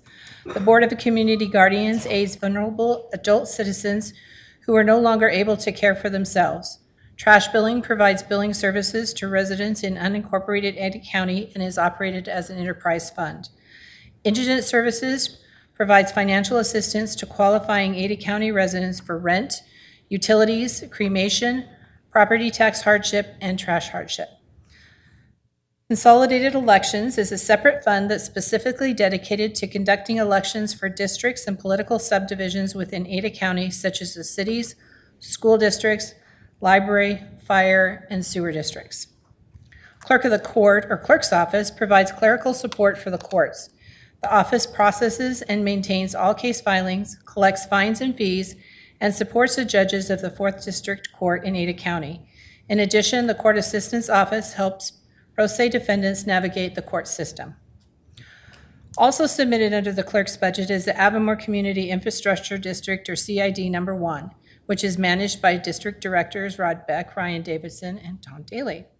The Avimor CID number 1 fund provides for infrastructure improvements within its boundaries of the Avimor community. It is divided into 2 departments, administration and debt services. Administration is responsible for all expenses related to the operation of the CID, such as management of the district, legal and banking services, procurement, and accounting and budget services. Debt service accounts for the payments received from the homeowners within the district boundaries as levied on their property taxes and payments made for the debt based on the debt schedules provided at the time. First up, we have the clerk's office budget. They're part of the district court fund, but still within that 3% cap on property taxes. Budget for FY24 is submitted at $10,852,289. Budget is flat. Budget to actual history of below and the number of employees. The Auditor Recorder Elections part of the budget, current expense, 3% cap. Budget submitted for FY24, $8,350,167. This budget is flat as well. Budget to actual history is below, and the number of employees. We have consolidated elections, self-supported fund. Budget for FY24 submitted at $967,672.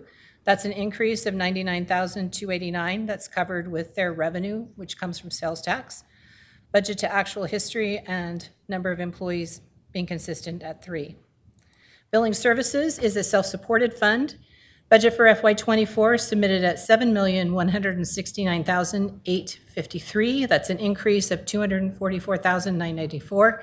This is covered with increased revenue of $94,994 and the use of fund balance, $150,000.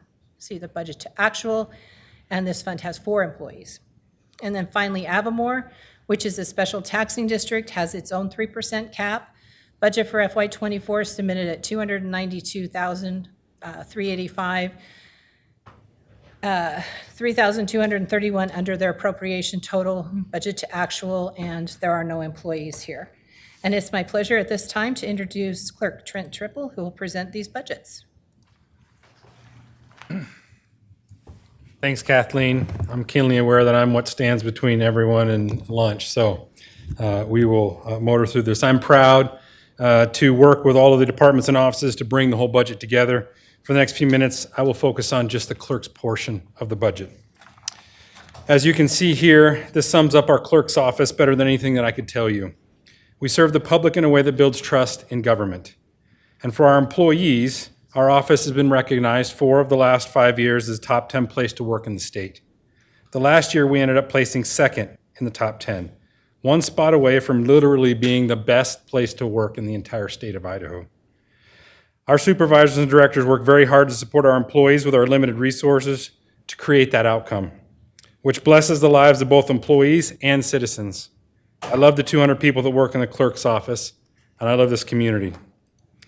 Here you can see our office is fairly unique in that the departments that we oversee are financed with several different county funds. Administration, auditor, recorder, elections, and community programs are located in the general fund. The court clerks are located in the district court fund, and consolidated elections and trash billing are also located in unique funds. Our budget process in the clerk's office, as well as many of the departments and offices throughout the last decade, have focused on performance metrics-based budgeting. We, for example, track everything. The time that we spend on the phone with citizens, the number of court cases that we process, the number of voters, all of those types of metrics drive our budget requests. One-time spending has been mentioned several times, is evaluated every year, and if capital costs for those one-time expenses aren't needed the next year, they are stripped out of the allocations for each department. As you can see with ours, it had a significant impact on our budget. First off, our auditor, elections, recorders, and community programs. We build and execute a $360+ million budget every year. We have 197 precincts with multiple elections each year. Official record keepers for the county, millions of records. Provide critical services for the most downtrodden in our community with our community programs. I'm very proud to be part of all of those. The budget opportunities associated with these offices this year, we have focused on interest going through the roof, which has impacted our revenue in our recorder's office year over year. We've also seen an increased demand in passport as people want to get out and travel more, apparently, after the COVID restrictions. And the 2024 election cycle, it'll be the first presidential election since all of the drama in 2020. And we have received quite a bit of attention over the years from that election. And also our new financial system will hopefully be completed by October 1st. And this following year, we will be optimizing that system. Part of our process and every department's process is to identify, again, those one-time budgeting projects that are complete and remove them from the budgets for the following year. As you can see here, we remove the money for the financial system implementation while retaining licensing fees and the support fees going forward. So overall, our budget is down significantly year over year, $3,970,947. To go into more detail for the personnel, the requests associated with these 4 offices include administrative specialists moving from being grant funded to general fund funding. That allows that individual to work on all of the grants and not just the grant that they are funded from. Our grant office is expanding. They have a lot of work to do, and that'll help us going forward to address the needs of the county better. We also, based off the demand for passports, have included a passport clerk.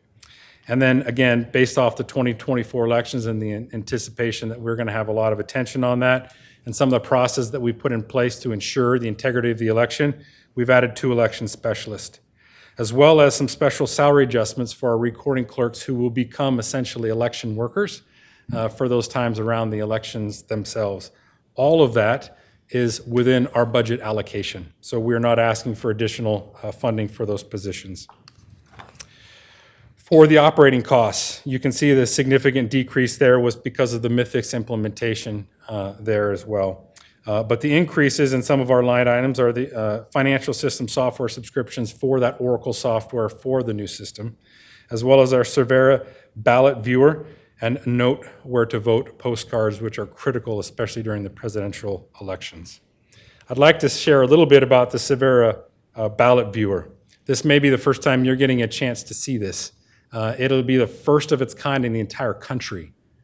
We are placing all of our ballot images online, and it'll be in a software program that allows people to sort those ballot images by precinct, by office, and by election. It also will include the CVR, the cast vote record, which is how we accounted for what is on that ballot. So anybody, any citizen can get on and see any ballot from any election to make sure that we are following the rules. And that will hopefully increase people's trust in the election system. And it is a great program, and I'm excited for it to come online. For our capital costs, we've had decreases, hopefully, as we get the Sprinter cargo van in elections this year with the backlog in the supply chain. And then also the Hart Central Scan workstations, those were pulled out of our budget. As the increases are the auditor's office furniture. Unfortunately, with Kathleen's retirement, there's a cascade of office moves that will occur, and we're accommodating some different office furniture as that takes place. We have 2 extraordinary operating expenses within this department. The first one is a recording software replacement for our recorders, an estimated cost of $375,000. What you see here is from Racine County, Wisconsin. This allows citizens to essentially log on to view all the information associated with land parcels and any recording documents that we may have, and it increases the interaction with the public with our office in terms of electronic recording. The county's needs have expanded beyond the current scope of what our current contractor can provide. In order to provide additional services like what you see here without the software, it would require more personnel, which we want to avoid because those are very costly. Risks included with this are moving all the documents into the new system, working with GIS, and having the integrity of those documents maintained. But we're confident we can do that. With this move, both will help the staff numbers be reduced as well as improve our service to the community. Our next extraordinary operating expense is the elections carts. This fixes a few things for us. These are self-contained, lockable carts that fit within doors that can be delivered by a delivery service. We will be packing everything required for a precinct to operate within these cages. They are locked and only accessible by the chief judge on election day. Ballot custody and security will be addressed by these cages going forward, one of our weak points in elections that have been identified over the last little while. The long-term cost of having vendors sort and deliver supplies in precincts will also be reduced. The cost estimated with these is $497,000. The clerk of the court, out of the many titles that our office holds, this is one that I'm very proud of. We partner with the ACSO, the TCA, the PD and PA's office, as well as the ADJ in helping courts run smoothly. As you've known recently, a very high-profile case, one of my fond things of this was we were not the story.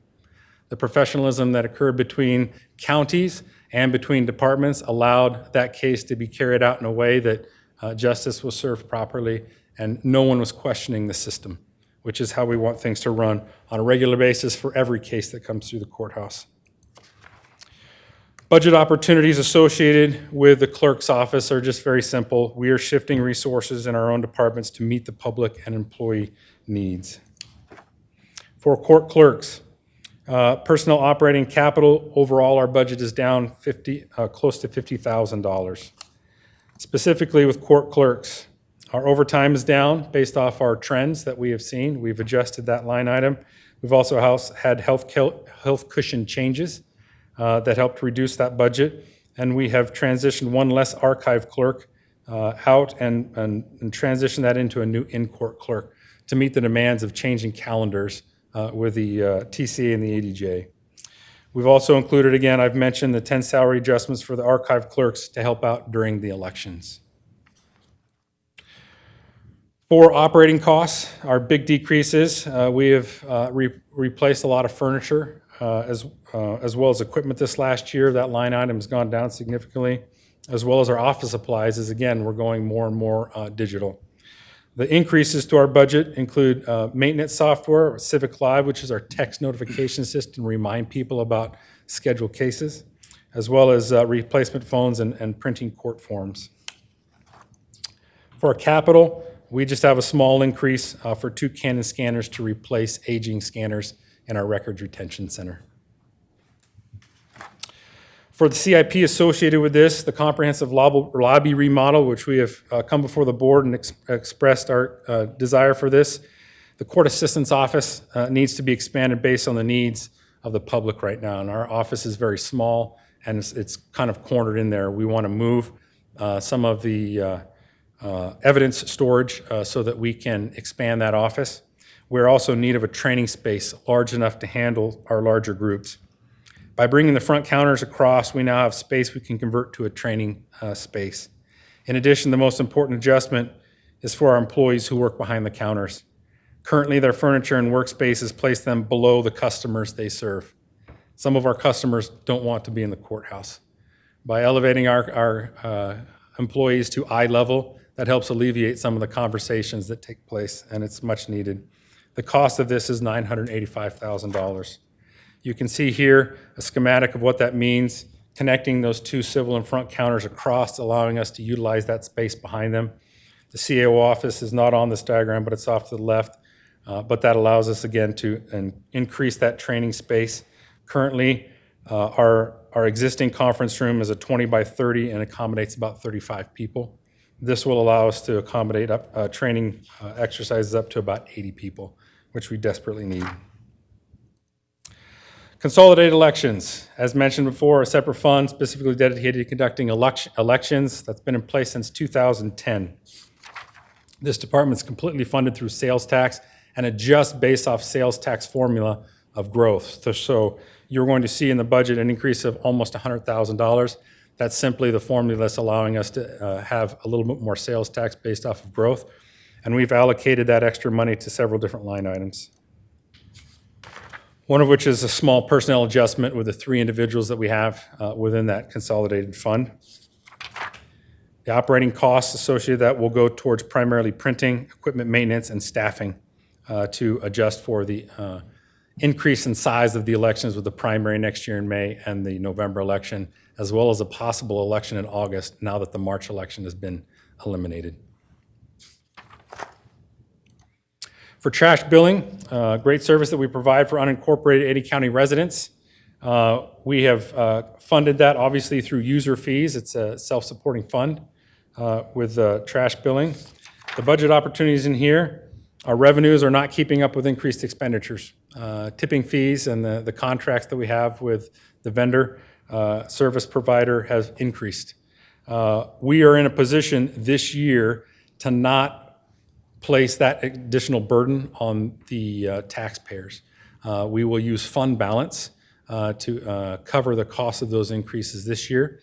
We also intend over the coming year to review the way that we charge those services and look at a way that we're not adding an additional burden to some of our senior citizens.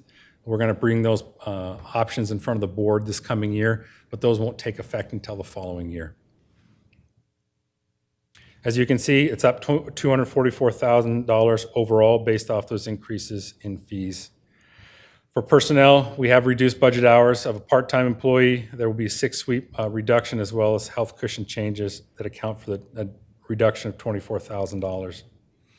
For operating, again, decrease in computer equipment, but also the contract, waste haul services and tipping fees are the increase that account for those dollars that you see there of $269,000. And then finally, Avimor Community Infrastructure. Right now, it's essentially, we are managing it, administering it. The good news is there was City of Eagle has decided to annex them. What that means for us overall is really not so much a budget implication as an elections implication.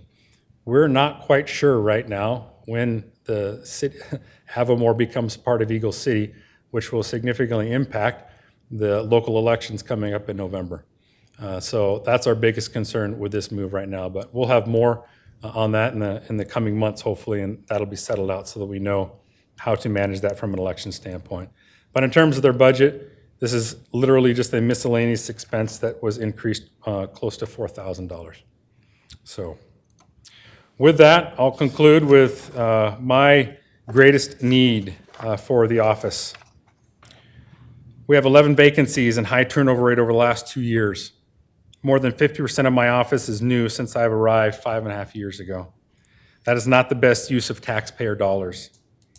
As I ask our most experienced clerks to train new clerks rather than focusing on serving the public. We need to retain our employees and gain experience so that we can best serve the public. I have multiple clerks working second jobs and living outside of the county because of the cost of living. That shouldn't be reality, but it is. $1 an hour plus a 3% merit or any combination of such for an overall 5% increase to their salaries will go a long way to addressing the exploding cost of living in the valley and help us provide better service for the community. And with that, I know everyone wants to get to lunch. I have some time after lunch for questions. If you're willing to wait until then, or I'm happy to answer any now that you might have. Well, I think it'd be better if we just proceed and have any questions, and then we'll come back and start on the next budget. I believe that's better. It's fresh on our mind right now. Great. I just think it's better. So I'll. I noted you did acknowledge the lack of the March election because the legislature just took that right out of the equation. We already had an August election, but you're saying that was very underutilized. Is that what you're saying? We anticipate that the August election will now become more utilized because of the lack of a March election.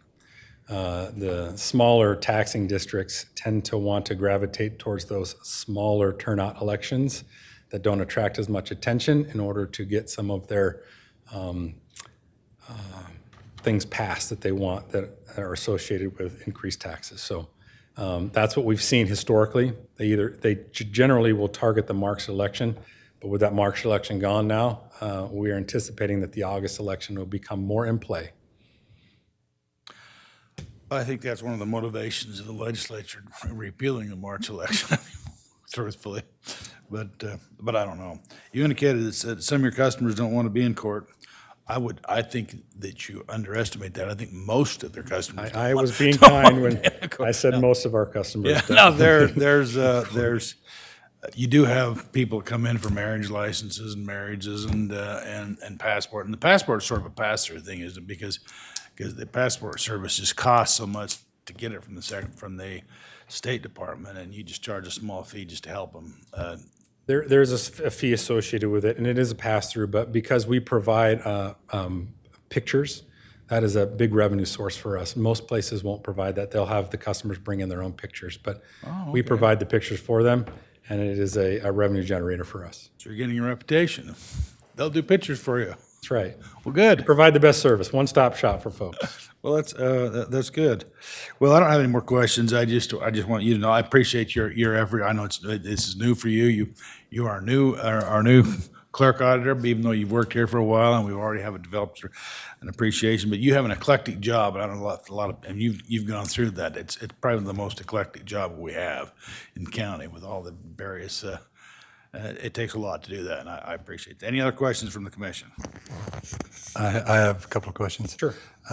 Trent, thank you again for all your work with the budget and all the things you've done for us. But that grant person that you said you were moving from grant to provide funded to general fund, so that person would be available for the entire county for grant processes, or? We would love to expand our service to the rest of the county. There are still several departments and elected officials that handle their own grants. We would like to help them in those regards, but in terms of larger grants that may come through once ARPA and the other large ones have gone through, we want to have the flexibility for that administrative specialist to be able to help with all of those grants. Because they're tied to a specific grant right now, they can only help with that grant, which is essentially ARPA. And so we're looking to move that to the general fund funding so that they can work on all of the different fund projects. Grant It was ARPA and ERAB, because ERAB was the biggest part of it to start out with. Yep. But that's concluded, That's hopefully. concluding. Yes. And the ballot viewer system that you're talking about, who is the supplier and how was that supplier vetted? Because that was one of the questions, of course, in election integrity, just for the public so they know what. Yeah, Severa, it's a company out of the Northeast. They do a lot of election canvassing results for Secretary of States across the country. And because it was at a low threshold, we vetted them based off their background and their security and decided to go with them. It's the contract, I think, for the implementation is less than $50,000. So we wanted to make sure that we got it expedited in place prior to the 2024 election. And so we're pretty confident with what they've done for other states, including our own state, the state of Idaho. They have worked with the Secretary of State's office here in Idaho to provide them with software services for their election canvassing. Thank you. That's for now. That's all. Okay. Mr. Davidson? Well, thank you for keeping your budget flat. I think that's an impressive feat considering how large your department is. So I'm very, very impressed and happy to see that. As far as staffing goes in the future of Ada County, are you going to be able to deliver the same level of service over the next year with the staffing levels that we have now? I believe so. If the commission grants the salary increases for the cost of living and merit, I believe we won't have a problem filling those vacancies that we currently have, which will boost our overall service to the county. And I hope that also helps with retention so that we can get more in a place where our most experienced supervisors and personnel are actually serving the public rather than training other people within our office, reducing that turnover rate. A combination of that with technology, for instance, the software with the recorder's office, will increase our ability to help the public without having to increase our manning, which is extremely important. The symbiotic relationship between technology and other things are very important for us, both in elections, courts, and everywhere else. And then as far as the front lobby remodel goes, it's a pretty pricey remodel on that, big price tag. Is that going to be able to give more space? Are we going to be able to find more space for employees, or how do you see us maximizing space with that? It will include an expansion of the CAO office, so we'll have more space for the employees and probably move an additional employee in that space. Right now, we have a couple of employees in the CAO and another CAO employee that can't even get into that space right now, so they're housed somewhere else in the office. So it'll be able to shift and wholly contain the CAO office. For the training room that fits behind us, it'll include additional offices, so it will expand some space. We do have some empty counter spaces that aren't being utilized right now, so I'm not worried about losing the additional counter spots there in between the civil and criminal space. But yes, it'll maximize our space for our employees. As you know, several years ago, most of where our employees are sitting right now were occupied by court files. So we have done the best that we can in utilizing the space that we have.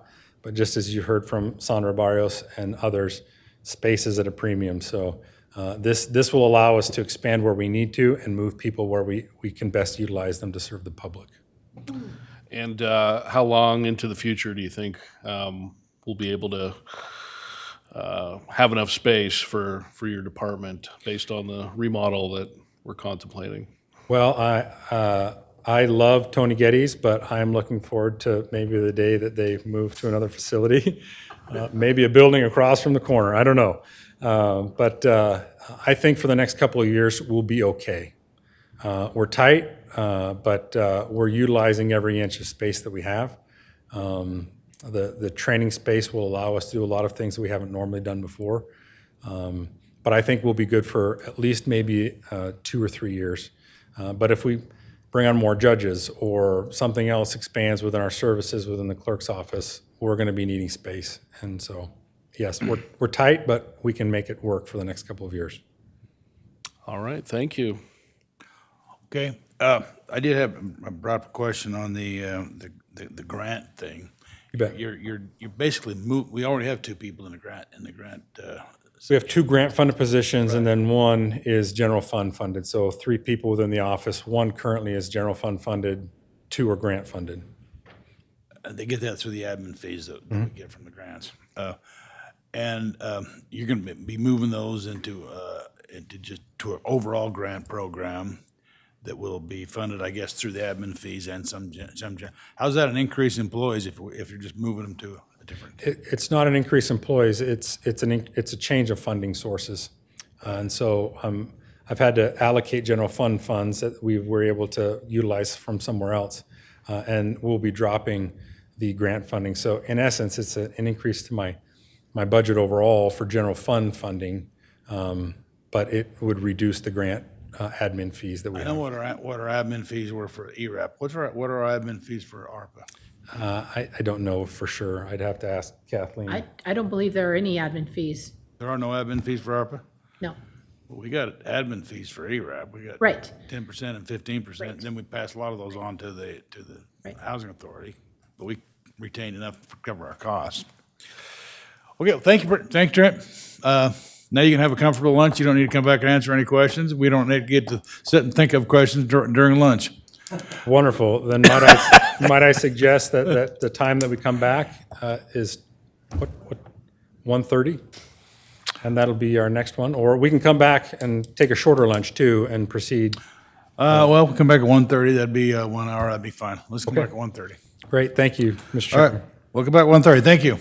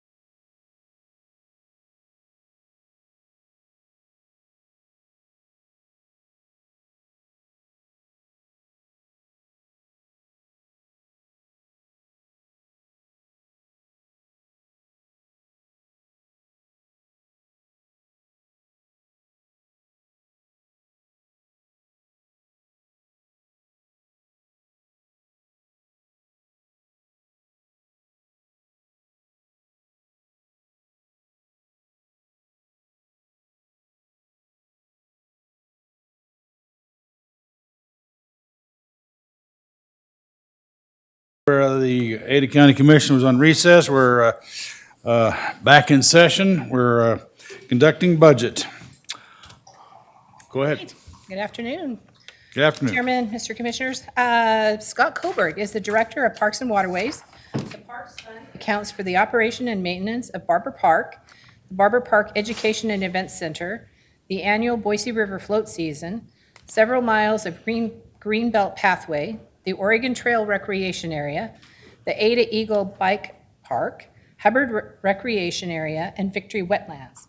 Parks is also responsible for management of the county's Barber Pool and Red Hawk open space and conservation areas totaling 285 acres.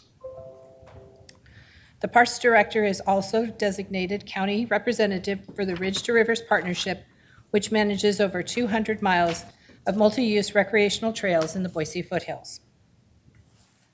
Waterways accounts for the installation, operation, and maintenance of over 100 recreational dock strings at 16 recreational sites and 4 access ramps at Lucky Peak, encompassing portions of 3 counties, Ada, Boise, and Elmore. Waterways is also responsible for management of the county's vessel fund and provides monetary support to the boater safety and patrol programs initiated by the Ada County Sheriff's Marine Patrol. Before you is the Parks budget. They are a special levy fund within the 3% cap on property taxes. Budget for FY24 submitted at $1,954,046. This budget is flat. Budget to actual from FY19 to 24, and the number of employees at 11. Waterways is a self-supported fund. Their budget for FY24 was submitted at $208,461. $10,701 increase, which is covered with revenue. Budget to actual history, and this fund has no employees. It's my pleasure to introduce Scott Koberg, who will present these budgets. I got there. Well, welcome, Scott. We appreciate your taking some time to demonstrate your budget. I think you've got a very important part of Ada County with the Parks and Waterways. We just approved some your event center must be really in high demand, because we approved just recently an event that's going to take place a year from now. People are going in advance. So anyway, thank you very much. Looking forward to your presentation. Thank you, Mr. Chairman, Commissioners. That is not unusual to have a high demand for the event center. I do want to thank you for your time and attention today. I know you have a busy schedule. I'll try to move through my slides quickly and stand for any questions at the end. I do also want to thank, of course, Trent and Kathleen and kind of all the usual suspects, of course, my staff and my team at Parks and Waterways. We really can't do all the things we do without your support as well. So thank you for leading a transparent and honest budget process here. So as the sun rises on a new budget season, I reflect upon our department overview mission statement.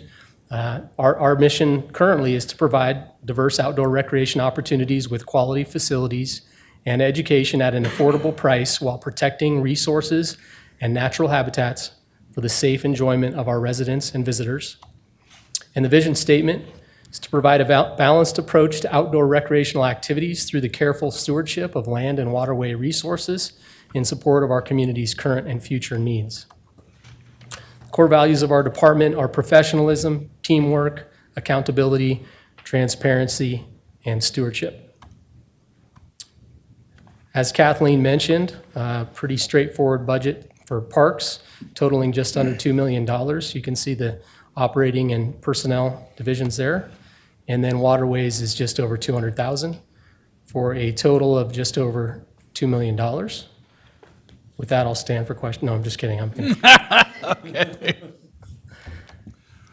So I imagine that you gentlemen are well-traveled and probably find yourself on an occasional airplane or speaking with somebody from out of the area or talking to family members that haven't visited or folks you grew up with maybe from somewhere else.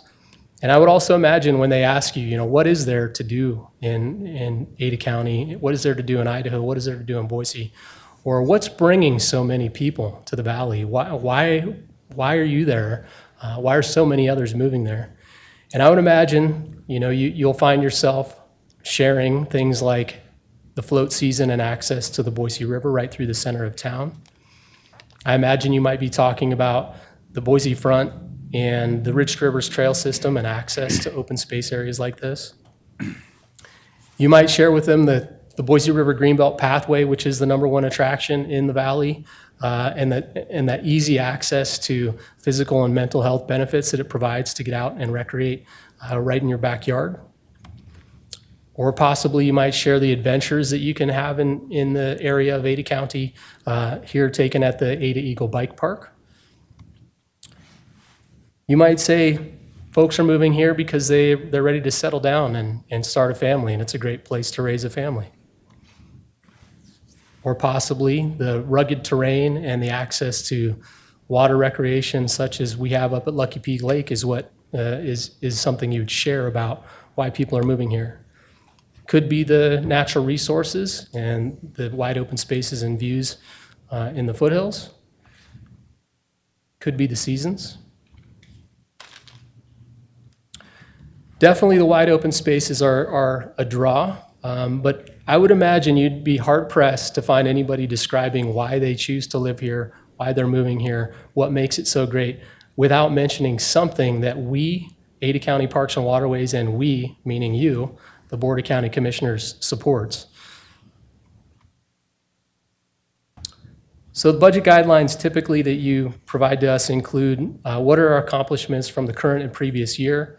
As a citizen, you'd like us to share with you what did county taxes or county revenue get used for at the county office level? What services did we provide to the citizens? What infrastructure was maintained or improved?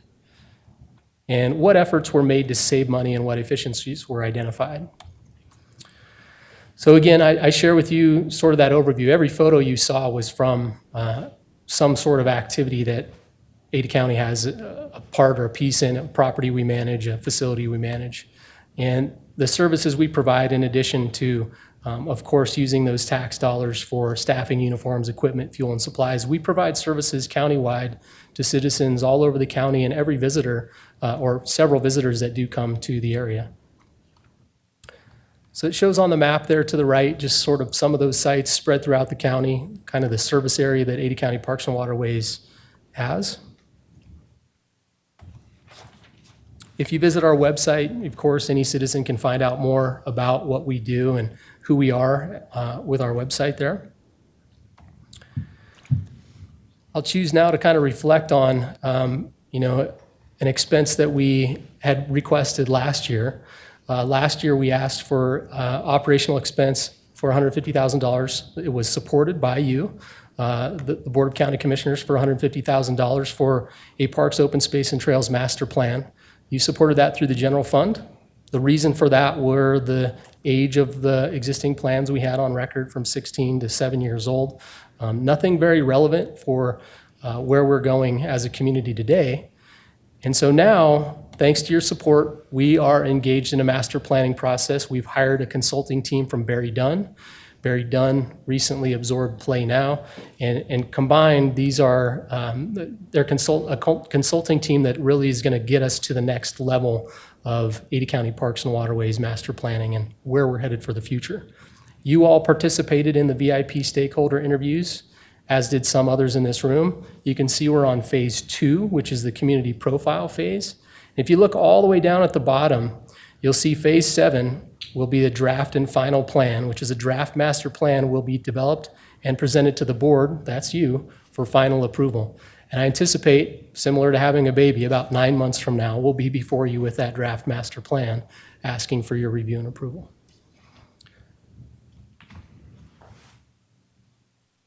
As part of that master planning effort, we do have a new site. In addition to our homepage for under Ada County's umbrella, we have a social pinpoint master plan site. This is the landing page for that site.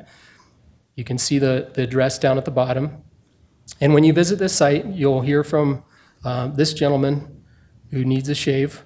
But this is what you'll learn about Ada County Parks and Waterways master planning. Hello, I'm Scott Coburg, Director of Ada County Parks and Waterways, and I'm coming to you today from Barber Park Behind me is the Barber Park Education and Event Center, and many of you know Barber Park as the launch site for floating the Boise River, as well as the riverside trails and fishing access that we have here. It's also our department's headquarters, and today I'm excited to share with you a new program we're rolling out as part of our Ada County Parks and Waterways master planning process. Welcome to the Ada County Social Pinpoint website. Now, we pride ourselves here in taking ideas and thoughts from the community and helping us shape the future for Ada County Parks and Waterways. To help us plan for the future, we're asking that you share your ideas and suggestions for improving Ada County Parks and Waterways, pathways, trails, and open space. We have created some opportunities here on the site for you to share your thoughts, including some interactive maps, an idea wall, and other opportunities to weigh in and provide answers to surveys. So please take a moment to explore the options on this page and learn how you can be an active participant in this very important process for the future of Ada County Parks and Waterways. Thank you. So thanks for indulging that. I want to also thank Robbie Sosin, who's our program and education specialist. He helped to create and edit that video. It's really challenging to shoot a video in a timeline that is in the winter when you can't get all those dramatic, really picturesque photos that you like in there. He did a tremendous job with some of that video. So again, on that site then, when folks visit the new master plan site, again, that you helped to fund, this page then directs them to, citizens can visit the site and visit the interactive map, budget priorities, forum. They can share their ideas and take a survey. So if we were to select the interactive map, right now what you'll find is those folks that have weighed in already on our social pinpoint site. You can see at the top whether those folks indicated they can click on an area and say that it's a thumbs up, that means it's a strength, where there are challenges, where there are suggestions, and where a favorite place may be in the community. So we're gathering a lot of input. We hope to gather more as we keep this site open through the process. And if you were to zoom in, you could actually click on one of those. And in this case, this is Barber Park. It says this park is the crown jewel of Ada County Parks. Many different activities and recreation are available year-round for a diverse community of users. So let's go right to Barber Park. So as I mentioned in that video, it's our department headquarters. I think you're all aware. I cover these slides typically annually with you during this process, but I do have some additional ones. We also have the Education and Event Center that you mentioned here at the top. I'm going to reflect again on a former project. So last year, we had begun and have recently finished back in November, Ada County's first ARPA-funded construction-related project, which was the Aid to Tourism, Travel, and Hospitality that we completed with the Bridges and Pathway project in Barber Park. So I shared some of these slides last year right about this time. This is when this was being completed, the Staylock Pathway in the park, which is a ADA compliant, Americans with Disability Act compliant pathway surface that is now completed and getting tons of use. And then in November, we were able to finally crane in the bridges, 2 different bridges at 2 locations on this Forest Loop pathway that were placed and now get, again, tons of use. And actually, we would not have been able to keep this loop open during these high river flows if not for these bridges being in place, because the old bridges had no safety railings on them. And so this is a couple of photos of the existing, the previous bridge. This is actually the same bridge just from either side of the bridge. And then these are the new, you can see the Staylock approach on that left-hand side and the new bridge.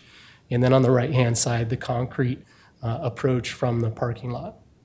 So if you haven't been out to see those recently, please come visit, see how your ARPA funds are improving your community. Switching gears right into the Boise River float season, which takes place in Barber Park, at least in part. We have a lot of responsibilities, as you're well aware of, in Barber Park during the float season. This was a photo from Monday. The preseason inventory process for the float season has begun with our contractors. So these are the rented rafts. There's also kayaks and tubes. You can see some kayaks in the bottom left-hand corner, but this is the rental fleet. And these are some of the other types of things that folks choose to float on down the Boise River in addition to the rental fleet.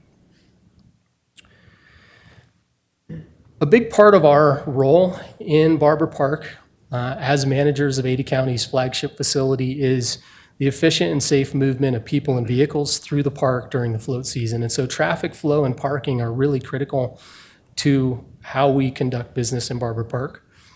And the challenge has become the daily average visitation, parking, we basically count every car that comes through our kiosk, has increased by 51% between 2018 and 2022, and a single year increase of 23% between 2021 and 2022. So humongous, tremendous increase if you imagine any classroom, grocery store, movie theater, line, anywhere with 23% more people or 23% more crowding on a daily basis. That's what we're dealing with.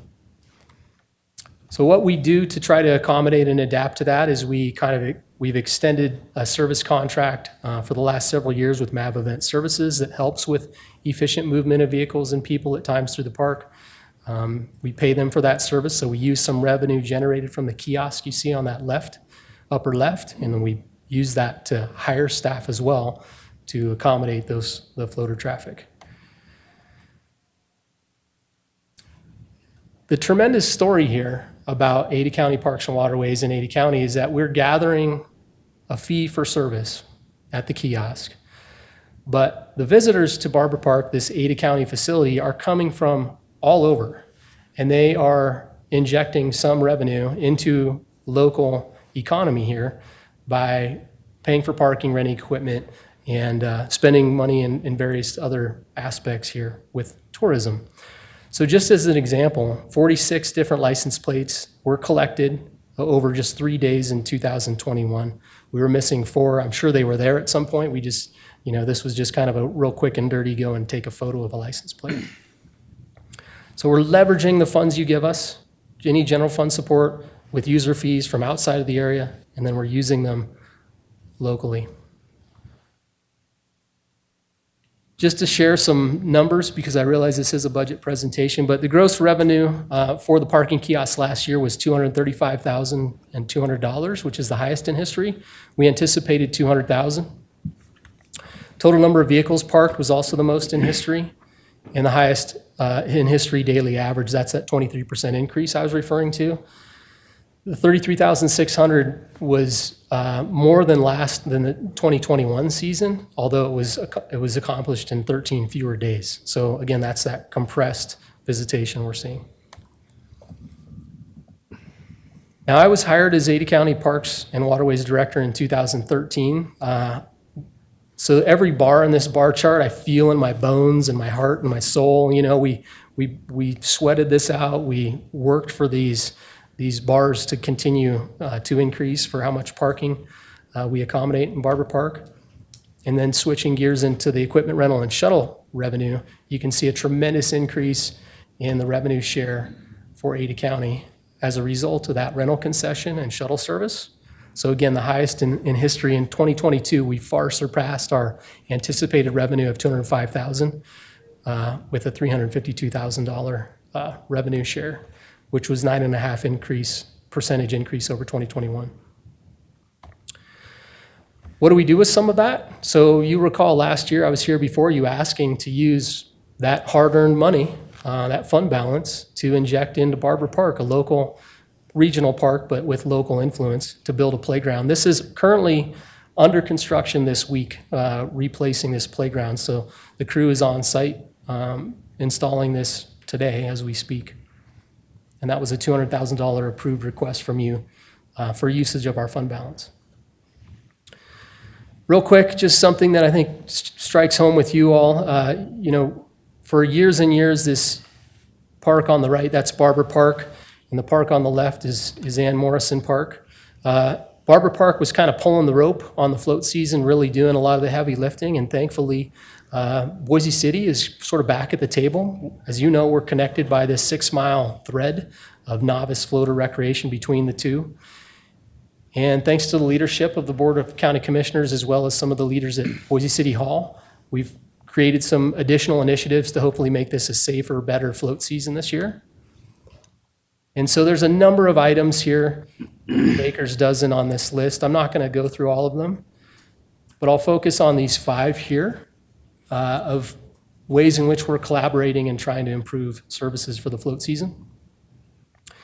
First of which is the partnership meeting between Ada County Board of County Commissioners and the Boise City City Mayor's Office, City Council, Fire, Parks, and Rec. So as you know, in January, kind of an unprecedented meeting among all parties, right? It was a collaborative effort to get all the big decision makers in the same room and determine a path forward for a number of items, which included the Boise River float season. And just want to say we really appreciate your leadership and guidance during those sessions. We'll talk a little bit more about those efforts later. The life jacket loaner stations included, we made a commitment to install these 2 different life jacket loaner stations in Barber Park, although we do have plenty of life jackets available for rent through the concession contractor. These are free life jackets. Idaho Department of Parks and Rec provides the resources for these, and then we assemble our crew, maintenance crew will reassemble and install these on site in Barber Park. So in November, we did install 2 life jacket loaner stations in Barber Park. Support development and promotion of a Boise Fire Department interactive tool and website was a commitment we made. And this is kind of the big news of the year for the float season. Float the Boise. So this is a new website, new logo, new taglines, new Instagram, all those kinds of things. Your safety is your responsibility. Be safe, have fun, float the Boise River. On this site, which launched 2 months ago, you'll find, as you scroll to the bottom again, an interactive map, a guided tour, current conditions, safety checklist, parking and rental information, and floater frequently asked questions. At the bottom of that site, you also see the Ada County seal, in the middle, the new Float the Boise logo, and on the right, the Boise City of Trees seal. And it says Float the Boise is a partnership between Ada County Parks and Waterways, Boise Parks and Recreation, and Boise Fire. Various additional safety signage with QR codes and consistency with Boise City outreach. So this is some of the new branding, and you see the QR code in the bottom again. The Ada County seal is down at the bottom right-hand side of that. These are also magnetized. These circular Float the Boise's are magnetized and placed on every shuttle bus that operates in various locations around the park. I've got a water bottle sticker here that's similar to that. We have some at our office we could give you if you'd like some. And then the new QR code. So if anybody right now is watching in the audience or on YouTube, which I know nobody's really tuning in on YouTube, but if anybody's watching this, you can take out your phone right now. You can open your camera app, and that QR code will take you to the Float the Boise new launch site. Is anybody doing that? Steve? Steve says it's not safe. So, I'll try it.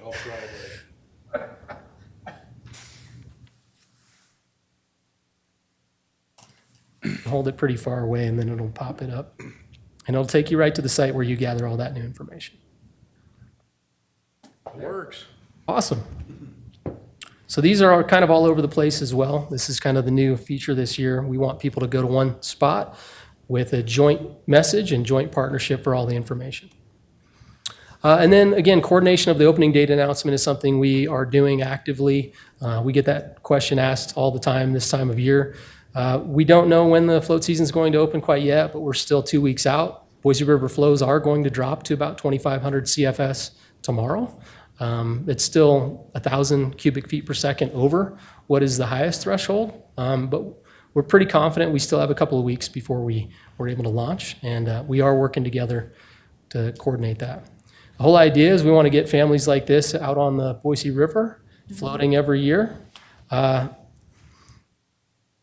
like the cross-marketing of the Western Idaho Fair shirt coupled with the Barber Park Education and Event Center hat. Since our chairman is wearing the Event Center hat, let's go right there. You all know we also run the Event Center. You asked some questions about that earlier. Yeah, world-class education and event center that we run, operate, staff year-round. Tremendous facility, as you know, well-built, well-conceived, well-designed.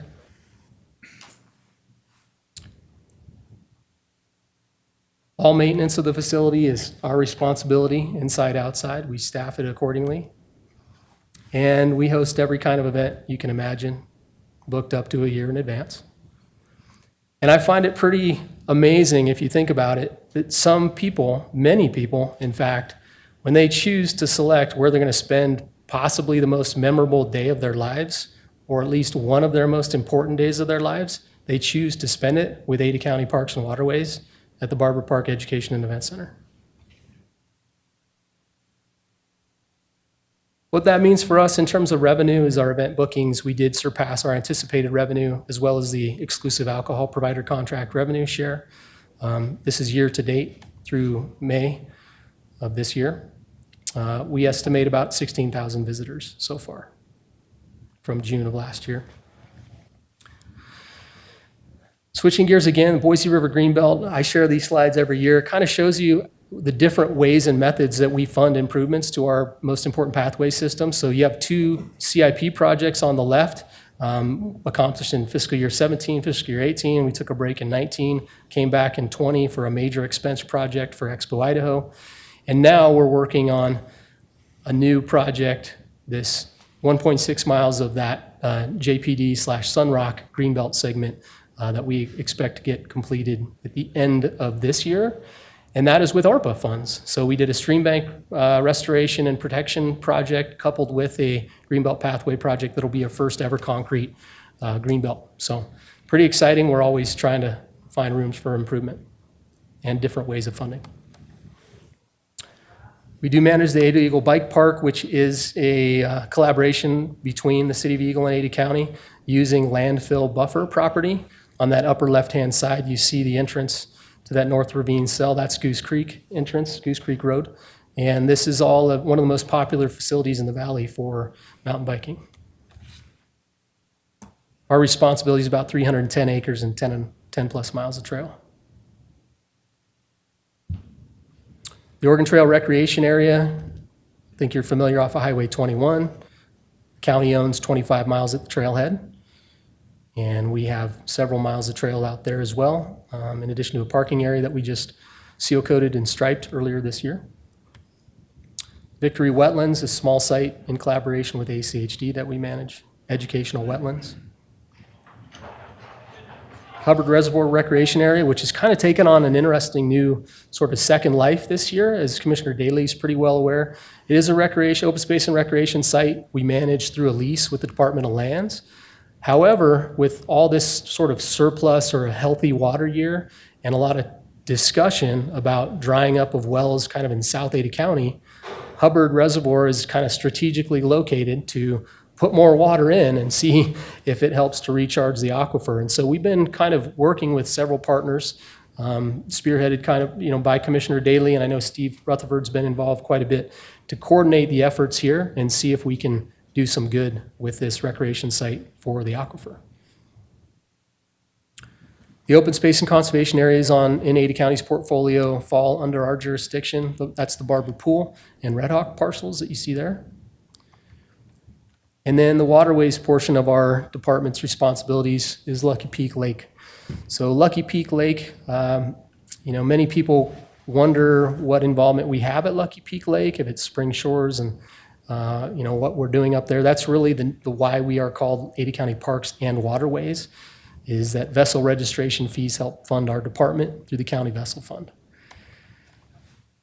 So we have actively managed all the dock strings up there with the exception of Spring Shores Marina since the early 90s. That's 100 dock strings at 16 recreation sites throughout the lake, including 4 ramp sites. Every year we host that annual partnership meeting and tour up at the lake. That includes Army Corps of Engineers, Idaho Department of Parks and Rec, Ada County Sheriff's Office, and others. Really looking forward to getting the board up there again this year. The bottom you see Max Creek's docks circled with a little bit lower than full lake level. Those are Ada County docks. And if you visit any of those sites on the lake, this is the sign you would see. All Lucky Peak Lake Recreation Area docks provided by Ada County Parks and Waterways. I don't know who those guys are on the upper right-hand side, but. Yeah. And so, we cover a lot of ground or water, should I say, in the lake in our Waterways division. And you can just see how spread out, the lake is. It doesn't just encompass Ada County. There are portions of both Elmore and Boise County within our management portfolio, all the way up to any site that says a park site or any of these that have these numbers, South Roby Creek, those are the recreation areas. And each of those sites has a dock or a series of docks or dock strings that we manage through the agreement with Army Corps. And as I mentioned, we do manage docks in Boise County over at Max Creek Park and also in Elmore County at Chimney Rock and Browns Gulch. Again, the Ada County seal appears at the bottom right-hand corner with the other partners responsible for Lucky Peak Lake. Point of interest, Lucky Peak Lake is almost full, so is Arrow Rock, so is Anderson Ranch as of a couple days ago, so it should be a good year for recreation on the lake. 98% full up there right now.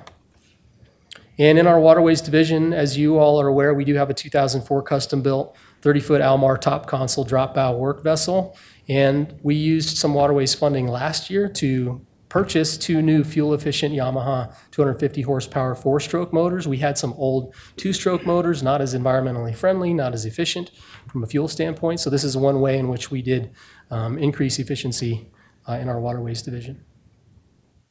You'll want to ride on our boat for the tour.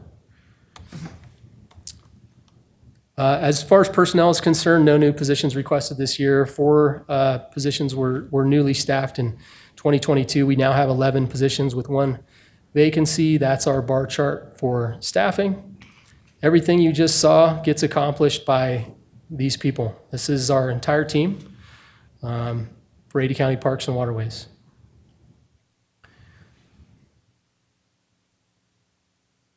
Once again, just to revisit the budget, what that looks like on the bar chart is that little guy right there in the left-hand corner. So you get all of those things for that amount of your tax bill is the message that Ada County citizens should take home.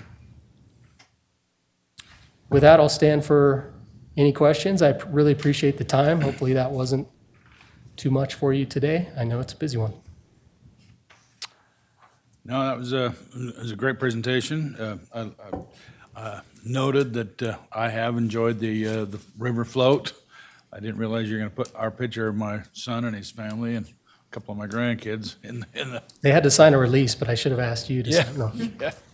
But yeah, we did, and it's a beautiful park, and I would encourage everybody to participate in that. I know Commissioner Daly is committed to floating the river this year. So. Because that is one of the jewels of the valley amongst a lot of the other ones that you have pointed out, and I am looking forward to the Lucky Peak tour again. That's always a good. At least it's going to be a full pool. It looks like It will, yeah, and it sounds like we might be doing it on a Friday, Mr. Chair. So you might see a little bit more action out on the lake this year. You mean day after tomorrow? Not this Friday. No, I think you could use a break. Maybe you do want to go up to the lake day after tomorrow. That's fine. That's fine. No, I don't. That happened. Great job. It was a pleasure to do the improvements and to use those ARPA dollars to do that at Barber Park. I think it's made a vast improvement to that area. And the U.S. Parks guys coming by tomorrow to see it, so you can show them all the great things we've done. That is correct, Mr. Chair, and we'll do that. And I just to communicate on behalf of the citizens, I think they're very thankful of the improvements Ada County has making and committed to, whether ARPA, capital expenses, fund balance. Everything we do seems to be appreciated by the community. So thank you for your support. Yeah, well, anyway, thank you for your efforts with the parks, and I'll ask, commissioners have any questions? Commissioner Davidson, you have a question? I don't think I have any questions. Appreciate the presentation and looking forward to the float season as well. Thank you. Just thank you, Scott, for your presentation as well as your work with Parks and Rec. Just a comment. I think when I was going over this, the budget thing that the clerk's office has given us, Anthony showed me that for every citizen in taxpayer who pays property tax in Ada County, all of this only costs them $3 of their property tax bill. So. Yeah, Mr. Chair and Commissioner Daly, I think that's a really good point. I mean, the value, the bang for the buck, whatever you want to call it, I think you're getting all the value you can possibly squeeze out of Ada County Parks and Waterways. I think the citizens should know that. And really the leveraging of funds from outside of the area, to me, is a big story. Anytime when we take some general fund dollars that are provided to us and then use that to leverage and bring in money from outside of the area and then re-inject it into some sort of improvement that lasts for decades, that's a pretty positive story for the community. So again, thank you for your support. Well, I think, yeah, do you have any other questions? I think one of the highlights of your presentation was the reinstituted collaboration with the city of Boise. And because, you know, we've been at odds a little bit over a few things, and I think now with your Boise River Float websites going up there and the communication that's been going on, I think that's been a benefit to the community as well. And of course, we did have that joint meeting, which was first time we've done it. We probably might do it again. So anyway, thank you. You participated in that, and I appreciate the follow-up. Sure thing. Thank you for the comments. Yeah. All right, thank you. Thank you Appreciate very much.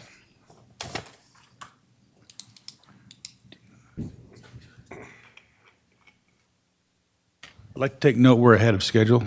Yes. Are. And I did want to say one thing, to go back to this morning when you asked about the ARPA and the administration fee. So we don't per se get an administration fee on ARPA, but we are allowed to use a certain percent, 10% of the ARPA money that we have for administration. So I'm sorry if I misunderstood your questions. That's pretty much the same thing, I guess, but it's in some grants, they have a certain percentage. You can get 10% or 15. Actually, ERAP was 10% with ERAP 1 and 15 for ERAP 2, so that we could use for administration and advertise, because that includes a lot of other stuff too, advertising, things like that. Yes. So I just wanted to clarify All that. right, well, thank you. All right, so moving on, and we are still ahead of schedule.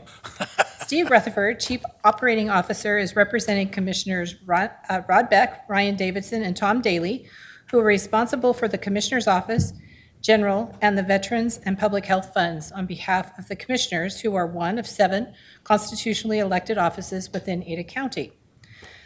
The Commissioner's Office is comprised of 2 areas: community programs and commissioners. Community programs are programs that benefit Ada County as a whole, such as the Idaho Humane Society Animal Shelter, Senior Centers, U of I Extension Office, Family Advocates, Compass, and Allenby House.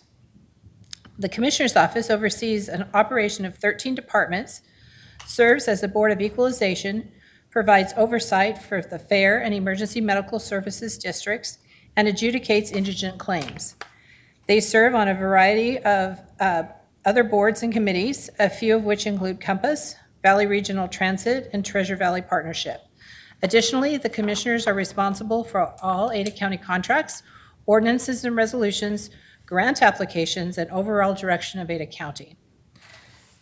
General covers costs associated with all the offices and departments within the general fund. Costs such as litigation and attorney fees, postage, unemployment insurance, excise tax, and carries a contingency appropriation should the need arise. The county also budgets the funding for its capital projects in this department, and once the new fiscal year has arrived, that funding is then provided to the Capital Projects Fund to pay for the projects the board approved during the budget process.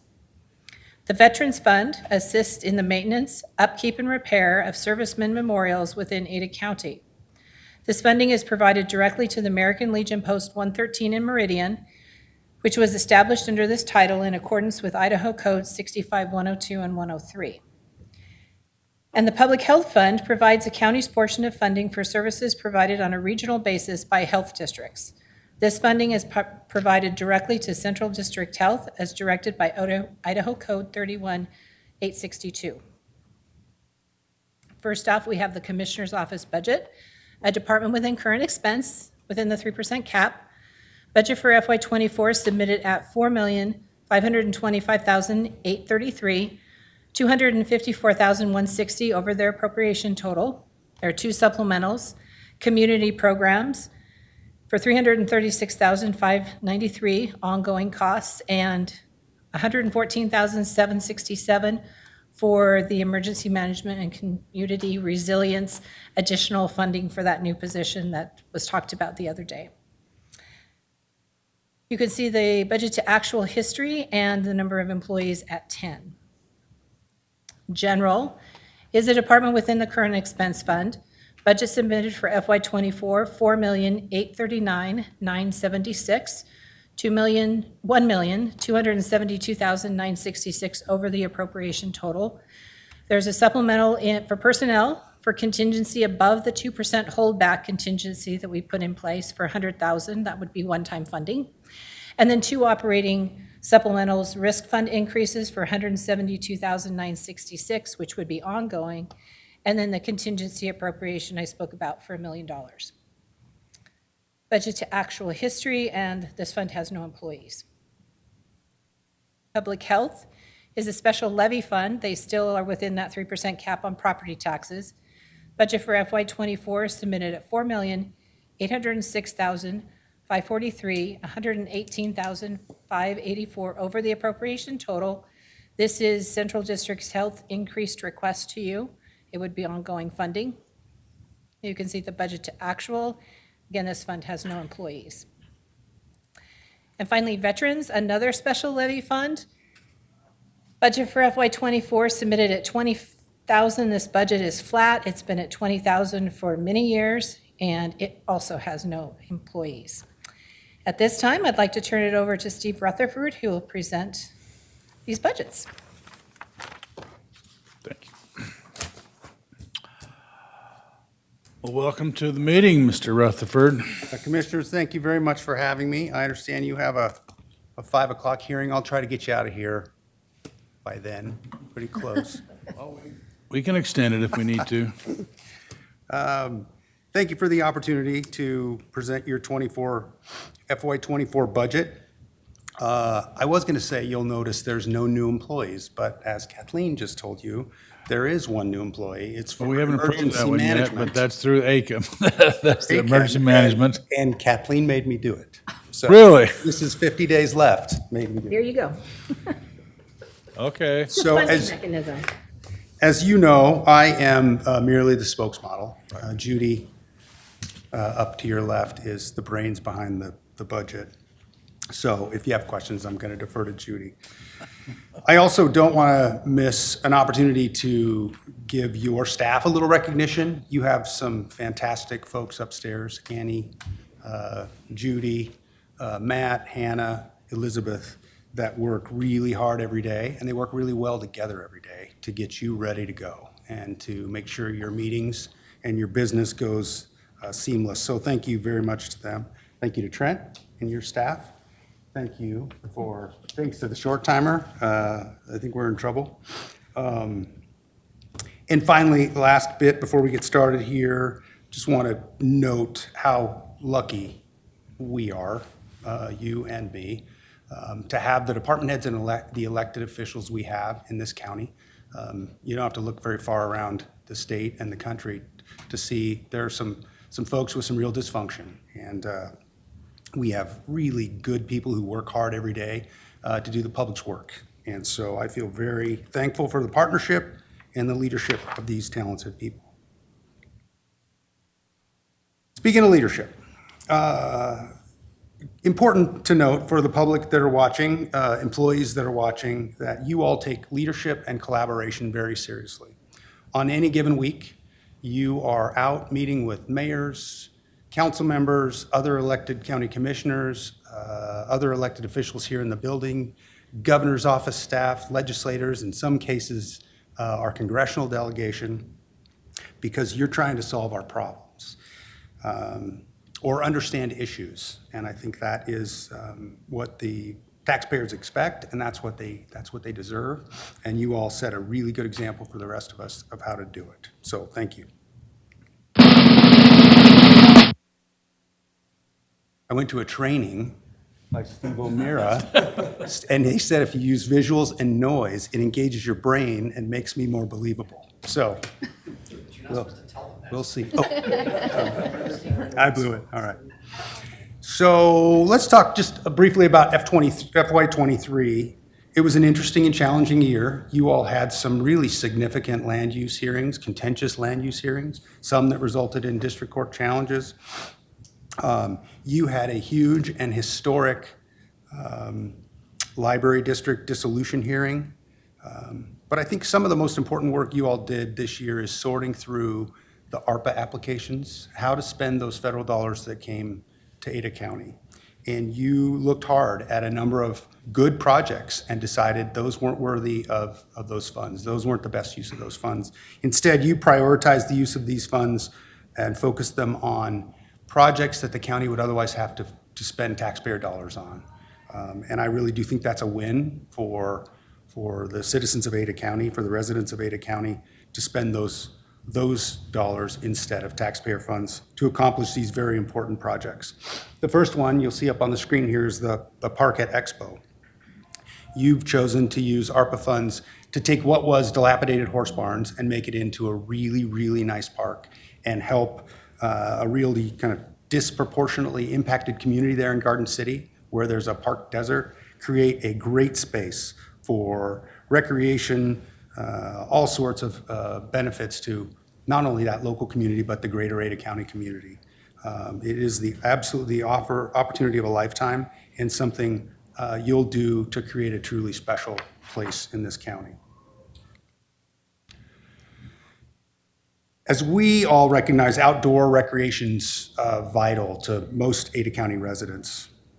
This year, you invested in recreation and outdoor recreation by doing what Scott just talked about, which is investing in shoring up the riverbank and shoring up a kind of an area that's prone for flooding and damage in our Greenbelt fleet, and that's out by Sunrock.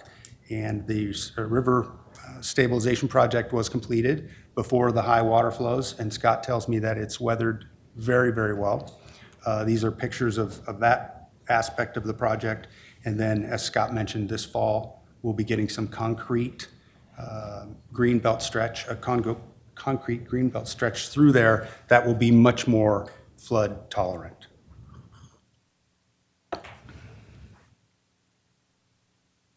As you know, and heard from Director Tate earlier today, our Juvenile Services Department is absolutely transforming juvenile justice in this valley. The Bridge Resource Center is accepting referrals from law enforcement and schools. You have parents that are coming there with their children.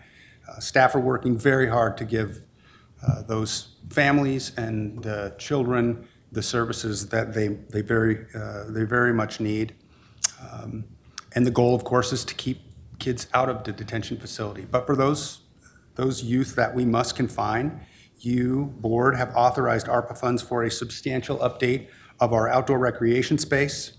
When this is completed, it's going to provide tremendous recreational opportunities for those kids that we're hosting, mental health benefits, and outdoor teaching applications for our partners in the Boise School District.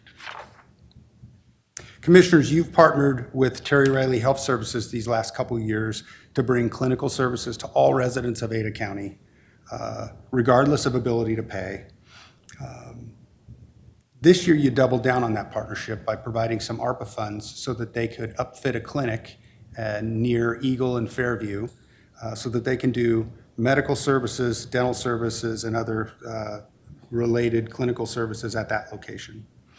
Now, Ada County residents in need of medical and dental care will be able to receive those services thanks in part to you and Terry Riley at this wonderful new location.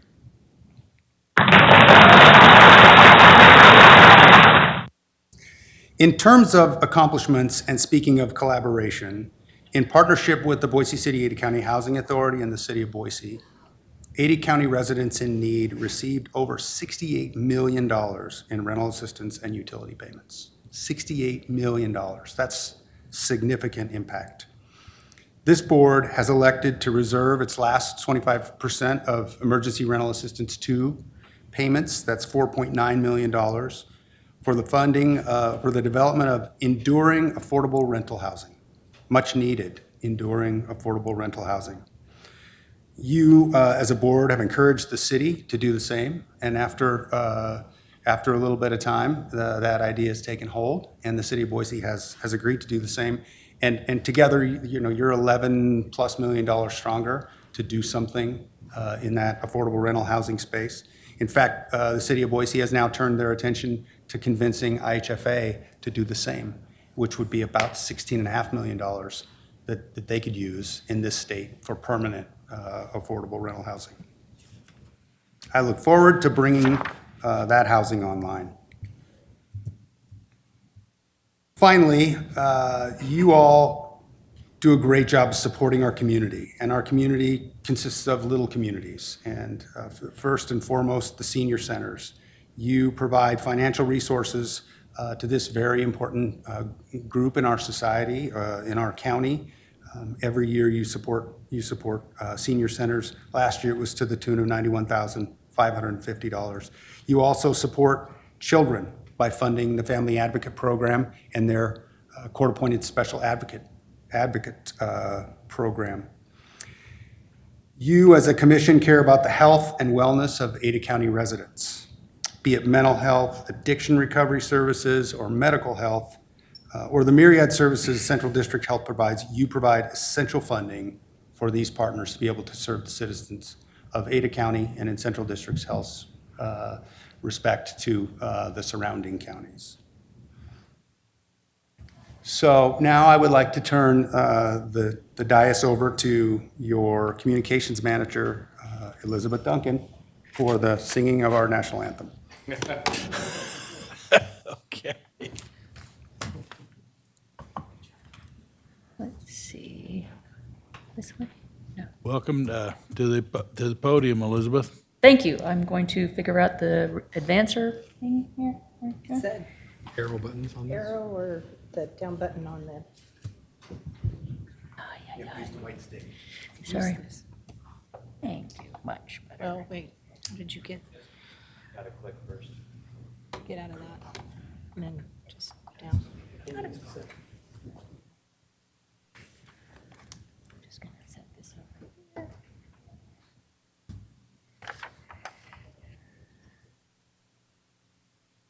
Good afternoon, Commissioners. I am very pleased to be in front of you today because I have the pleasure of telling your story.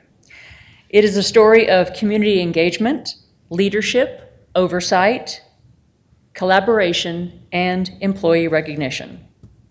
The role of your communications manager, public information officer, is to provide clear, concise, and reliable public information to help everyone who lives in, works, or visits Ada County and our 6 sister cities to understand how county government, and specifically this board, touches and enhances their lives. The goal of your communications department is to tell the story of how this board supports excellent customer service provided by the county and to help the public understand how they can be involved in decisions made at the county level. Being a county commissioner means being on the go. This board averages 25 to 30 meetings a week, not to mention the additional boards you serve on. You are hearing from dozens of experts, constituents, department heads, subject matter experts, county staff, and elected officials each day. Combine that with the robust and sometimes colorful feedback you receive, and I would say what you do is quite amazing. That is why my job as communications manager is so personally rewarding. It is such a pleasure to share with the public, media organizations in our community, and the 2,115 county employees what you are doing and why. Hearings and meetings, collaboration with elected officials, proclamations, employee recognitions, department events, community outreach. My objective is to tell the story of why you do what you do. I use 6 social media platforms every day to tell your story. Those platforms, actually all of social media, can be very polarizing if not handled correctly. Your platforms, if not handled correctly, can turn into a daily food fight, which is why we endeavor to respond to each and every comment, observation, and primal scream we receive on social media. Some people don't go near Twitter with a 10-foot pole. Others never use Facebook. Some information seekers use Nextdoor, but nothing else. Many people, even in our office, do not use social media at all, which is probably why they're so happy and well balanced. So to be an effective communicator, you have to be a heat-seeking missile and find people where they are. I like to use the analogy of opening a restaurant. If I open a restaurant and I don't serve bacon because I don't like bacon, I'm going to miss out on a huge chunk of people who could come to my restaurant. So we serve bacon. Your platforms include the Ada County homepage. Thank you so very much to IT for helping me to keep our page vibrant and easy to navigate. I need to change and update that page sometimes daily, and IT manages those updates efficiently, and we work so well together, and I'm deeply appreciative for that. When I post content on social media, I link it back to the homepage so we can have more people coming to our homepage for information. Why? Because our homepage is an encyclopedia of easy-to-find, helpful information. Let's look at some of our other platforms. The Ada County Facebook page is my favorite platform to use because we get so much engagement. We also use Instagram and Nextdoor. Nextdoor is turning out to be one of the most beneficial and helpful platforms that we have out there because so many people subscribe. We have a newsletter that is visually compelling and easy to navigate. We populate it with images like the one that Anthony creates each year of our property tax pie chart that explains how we collect property taxes on behalf of taxing districts and then send that to those taxing districts. Now we're going to look at your social media metrics. In the last 12 months, the homepage has received 1 million visits. That's not going directly to the clerk's office or Ada County Sheriff's Office or assessor's office. That's the homepage. On Nextdoor, we now have 205,608 members, more than 292,000 households, and 648 neighborhoods. That's a lot of people. That's a lot of families. The Ada County Facebook, which again is my favorite, we have 7,200 followers. That's up 2,000 in the last 3 years. The Ada County Commissioner's Facebook page, 1,800 followers, up 800. And Twitter, we have 7,600 followers, up almost 1,000 in 2 years. I wanted to end on this slide because these are some of the best examples of how clear communication and effective outreach yields positive results.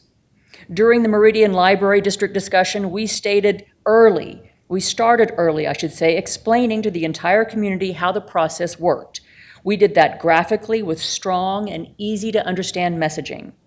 By the time the public hearings were held, all of the stakeholders knew how the process would work, what this board was legally bound to do, and most importantly, how this board expected everyone to conduct themselves during a hearing with hundreds of people, the largest turnout that I know of for an Ada County public hearing.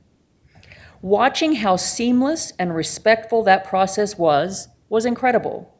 It turned out that way because this board had clear expectations of how the process was going to be conducted, and we messaged that. We did not have any fights or yelling or property destruction. This is a credit to this board. That is what you expected, and that is what we communicated, and that is what we achieved. The Park at Expo Idaho is another example of this.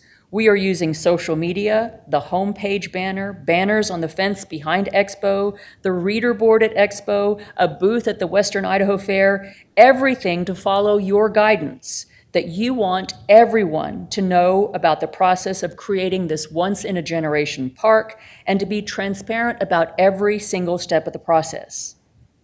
When it came time for Ada County to update the animal control ordinance, we started early and blanketed every platform with what was happening. In the process, we learned more about feral cats and their valiant protectors than anyone could imagine. What also made the process so successful is that we responded to every single email we received. Thank you to all my coworkers who have been extraordinary: Judy, Annie, Hannah, Matt, and Steve, and Luke in IT guy. They make this job so gratifying. They each work so hard to represent you each day in the best way possible. They are also very discreet and never tell anyone who eats all the donuts brought into our office. I want to thank you for making our workplace a healthy, positive, professional environment. I'm so fortunate to work for 3 individuals who truly care about their staff, all Ada County employees, and every person in Ada County. It is so refreshing to work for a board that treats everyone with respect and who listens to every person who comes before you, not just high-profile, well-connected people, but everyone. That is so refreshing, and I hope I do a good job of telling that story because it is a worthwhile and honorable story to tell. Any questions? I hope not. I don't know. Do we have any questions? Okay, thank you. No. Just a thank I you. think, well, yeah, I think, go ahead. Are you gonna close it down? Or? The Oreo thing, I'm the chocolate, she's the good stuff, then I'm back to the creamy, tasteless stuff. There's the So, other yeah, Oreo. Well, The substantive part. well, anyway, okay. I did love all the pictures, and I do love that we're out on social media getting the message out as best we can. It's tough in this day and age with all the diverse media out there. There's no centralized media anymore, so we're trying the best we can. So thanks to Josh Brown for this picture. I wanted to put some of his fine work in. I actually picked this because I thought we would have a budget mascot, and I thought the grouse, like a grouse would be perfect. I could make some comment about not grousing about what I'm going to present. And then Elizabeth told me it's a quail. So we'll just this. So our budget is pretty basic. So we start with personnel. It's the 3 of you and 7 support staff to the tune of about $1.3 million. Our operating is $3,068,461. That keeps the lights on. It pays for legal publications. It also funds your community programs. That number is all in if you approve all of the supplementals that are in that operating expense line. We'll step through those here in a few moments. And then special levies, you've got the veterans levy, the $20,000 kind of fixed levy that Kathleen talked about, in addition to the public health levy. Again, that goes to fund Central District Health, and as you all know good and well, Ada County provides the lion's share of those funds that make Central It District should Health be happen. noted, when Kathleen introduced it, she said it doesn't include any employees. It includes a lot of employees that work at Central District Health. I mean, and we provide over about 90% of the property tax budget that Central District Health uses comes from citizens of Ada County. Yes, sir. We should also point out we're required. We have no discretion or very limited It's in the discretion. law. That's what I was going to say. That's a legal requirement, not our arbitrary decision. Yes, sir. So this is where I'm going to need your help on the budget supplements. So Judy had to submit our budget. We put some kind of placeholders in here based on direction and feedback that we received from you. So we'll step through those. I'll highlight where we really need additional direction. Idaho Humane Society is one of the first. They asked for a 7% increase that equates to $27,790 for fiscal year 25. Again, you can go up, down, you can hold them flat to what they had last year. That is completely your prerogative. The Capital Crimes Defense Fund is up $53,547. The University of Idaho, so in this one, University of Idaho asked for $101,000 increase. Based on your direction, we plugged $50,839 in, which is half of their requested amount. Again, you're free to go up or down as you see fit. I would note last year, well, first, the basis of this year's requests are some reclasses and personnel expenses. And then last year, they requested 16.4% for those same sorts of expenses, personnel. And I would note that that's pretty substantially higher than what we've been able to do here for county employees. But again, that's all to be discussed in your deliberations. And then Ada County City Emergency Management, the dues have increased, as Joe mentioned, $43,771. And we have that new FTE in our budget that if you elect to fund, you would fund for a year while Joe tries to get the cities to agree to fund that. And then that position would roll into the dues calculation that all of the partners pay. State Animal Damage Control, you were able to meet with them, understand what they do, and were able to ask questions. They've requested $10,000. They were not funded last year. It is completely your prerogative whether to fund them this year. We did program that $10,000 into the budget. Compass, it's a dues-based amount, based largely on population. That increase this year is $4,636. Allenbaugh House is funded by all of the partners. They have rising costs for our contractor, Terry Riley, who does the good work at that facility. In addition, partners kind of come and go, and so when partners leave, other partners pick up the slack. The request this year is $16,512 for Allenbaugh House. Terry Riley Health Services, as we spoke earlier, as I mentioned earlier, you all have contracted with them to provide really important clinical services out in the community. They've asked for a $7,000 increase this year for wages. That contract calls for 3 employees, so that's what that $7,000 will go to support. And then Genesis, the free clinic in Garden City, they do absolutely amazing work with volunteer medical and dental professionals. They partner with Terry Riley Health Services to serve what is really a huge need out in our community, both, again, doing medical and dental. And this year, Genesis has asked you for $75,000 increase because they'd like to do dental. They're currently not doing it at that facility, but want to. So that's the justification for that request. Senior centers, two of our senior center kind of contracts. Janus is one overarching Ada County senior overarching agency, and then you have Star Senior Center. Both those two have requested increases to the tune of about $2,300. You can grant them those requests. You can hold them flat for last year. That's your prerogative. Judy did suggest that we put in the budget, none of the other senior centers requested increases. You could, in an equity move, decide to just give all senior center contracts, a 3% increase. That number would be $2,678. Or, again, you could hold budgets flat at your prerogative. Next, Valley Regional Transit has requested an increase of $81,000 and change. Based on your direction, we've programmed $40,866 into the budget, which is half of that request. Last year, and actually for a number of years, they've been funded at $62,692. I know you've met with the executive director and are kind of well-informed and prepared probably to make that decision in deliberations, what funding level to give VRT. At this point, for the commissioner's budget and community programs, a good chance to pause and see if you have any questions. Okay. Well, thank you. I think it's a little humbling to have you and Elizabeth say what a great bunch we are and what we're doing. And I want to also buttress what you've said about our staff. I think we have an excellent staff.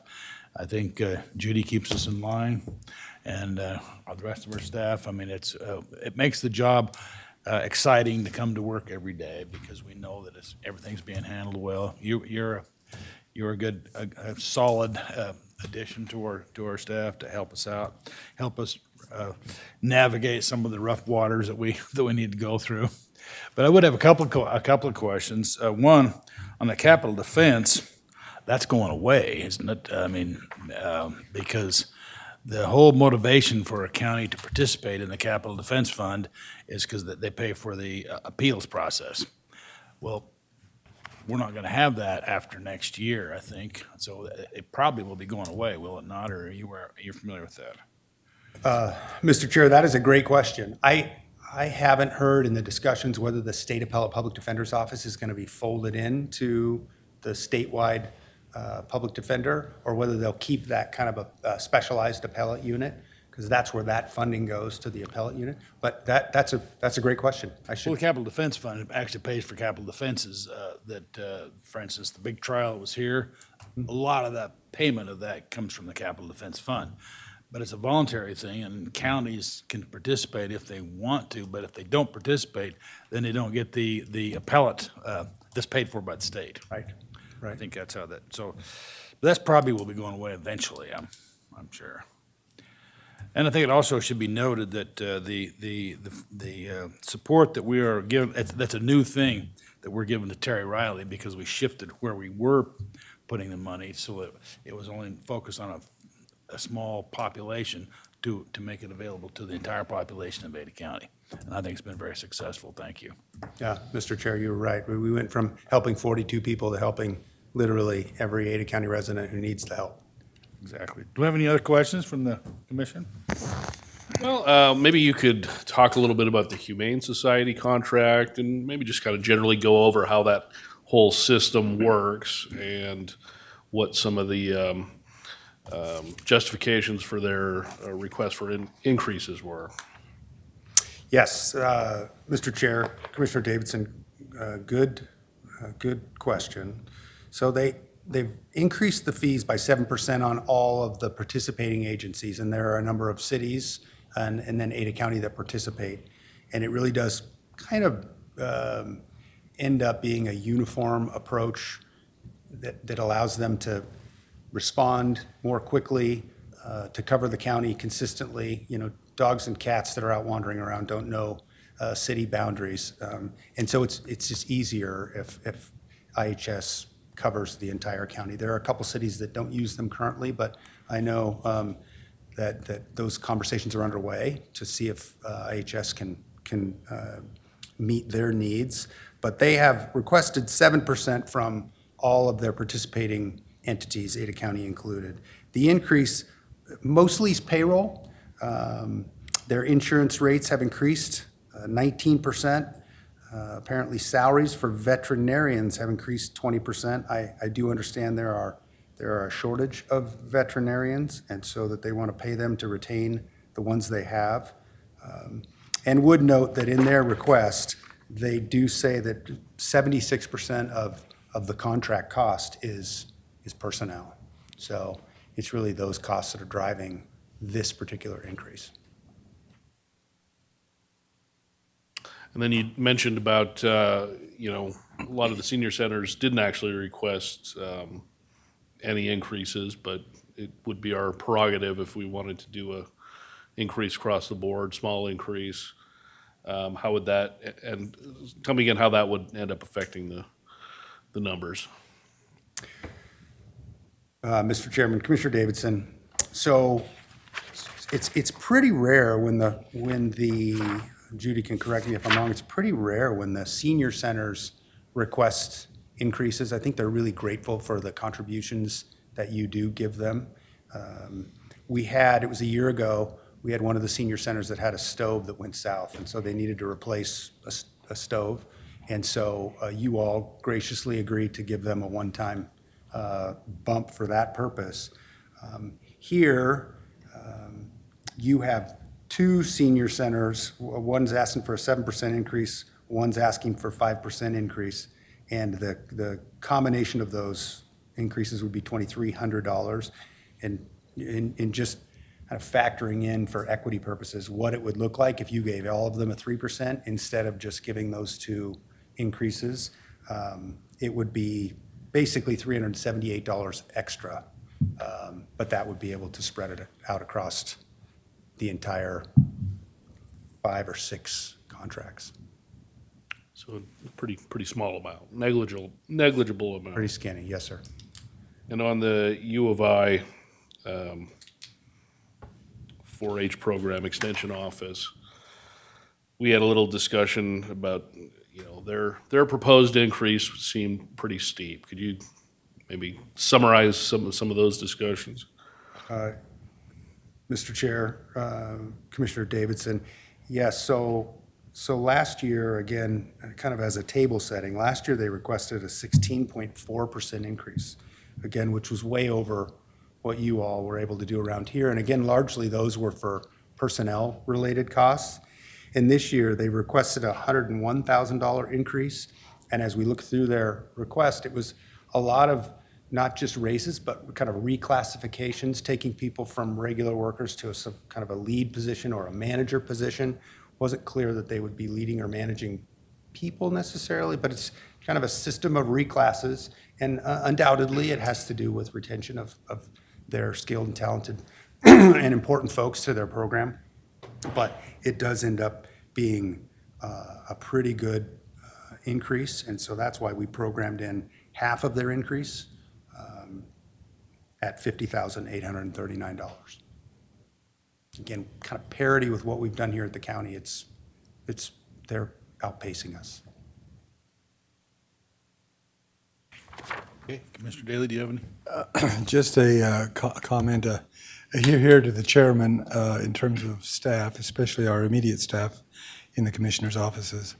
But then everyone, all 2,115 employees, because we in Idaho all of us have a unique kind of sensibility to budgeting and how we do it, and the responsibility for the public funds, especially to the clerk's office for what they've done, all the groundwork they did for us. There's no way the three of us could do all of the work of the county without all the help of, and so I would just here to all of that, to the county employees, each one of them. They're all important. And then again, for anybody who's listening, which there probably are very few people who are, or even if the ones who are going to show up, we rely on them too.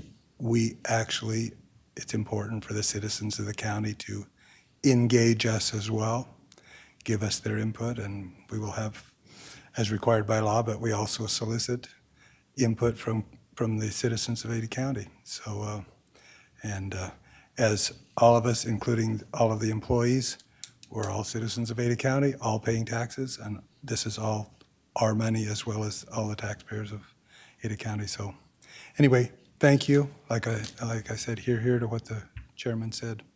Thank you to everyone. Thank you. So I believe that was a little bit of a false summit. You still have a little bit of climbing to do.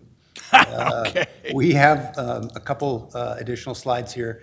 We did, as Kathleen talked about, have general fund budget supplements. You usually put in contingency $100,000 in personnel just for anything that's unanticipated. Oftentimes that rolls right back in at the end of the year to the general fund. But it's prudent to set that aside, including an operating contingency of $1 million. That has come in handy, most recently with some indigent expenses that you all had, or that you all were brought into. And then Yeah, the we year were brought before- into that, You were brought into that, right? but we'd had the contingency to take care of it. Yes. And in addition, during COVID, we were able to use some of those contingencies because we certainly had a lot of unanticipated expenses. Insurance is in the general fund budget supplements. Liability increase, general liability and property insurance have increased. Those are set by our analysis risk folks, maybe with some help from our risk lawyer. In addition, in the general fund, we did have a 3% increase in our Westerberg contract, and we have a project with Compass to do aerial photography. That's $100,000 over a four-year time span.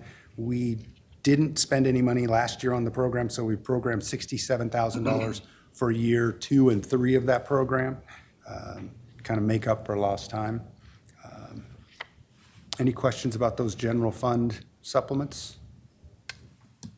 No, I don't. Anyone want to know why our communications director has a picture of a squirrel from inside a car? I don't know about that. Nice squirrel. Next, and maybe the last, is the Citizens Advisory Committee. These are there for elected official compensation. They were back at work this spring. Here are their recommendations for this year. I would like to thank the volunteers who give of their time generously. They take their job very seriously and make these recommendations to you. A special thanks to Carissa, Andrea, and Bethany from HR, and Matt from your staff for supporting this committee, providing them with fresh compensation data, and creating their final report. Finally, thank you for the opportunity to be your Chief Operating Officer. I feel very fortunate. to be working alongside you all and the really talented folks that work here at the county. Is that Black Hawk? It was. They wouldn't let me fly. That's as close as they'd get to put me in the front seat. So, any additional questions? I don't have any questions. I would have a couple of comments that you sort of brought out. One of the principles that I try to live by is you can disagree without being disagreeable. And when you live by that principle, I think it brings out collaboration. And I think we've talked about it, and we've seen that theme kind of go through our budget hearing so far. We saw it with the collaboration with the public defense and the courts and the prosecution and filling up that backlog. They had a deep collaboration. We've had some issues with the Boise City Parks, and we're working through those based on collaboration with the city. We've accomplished a lot in terms of housing based on a collaboration with the city. So you can disagree without being disagreeable, and I think that's a pretty solid principle we should live by. So thank you. And again, I'd like to buttress what Commissioner Daley indicated is that the operation of the county is our people are our policy, and we have good people, I think, throughout the entire county, and we especially have good people helping us in the county commission office. So thank you. Thank you.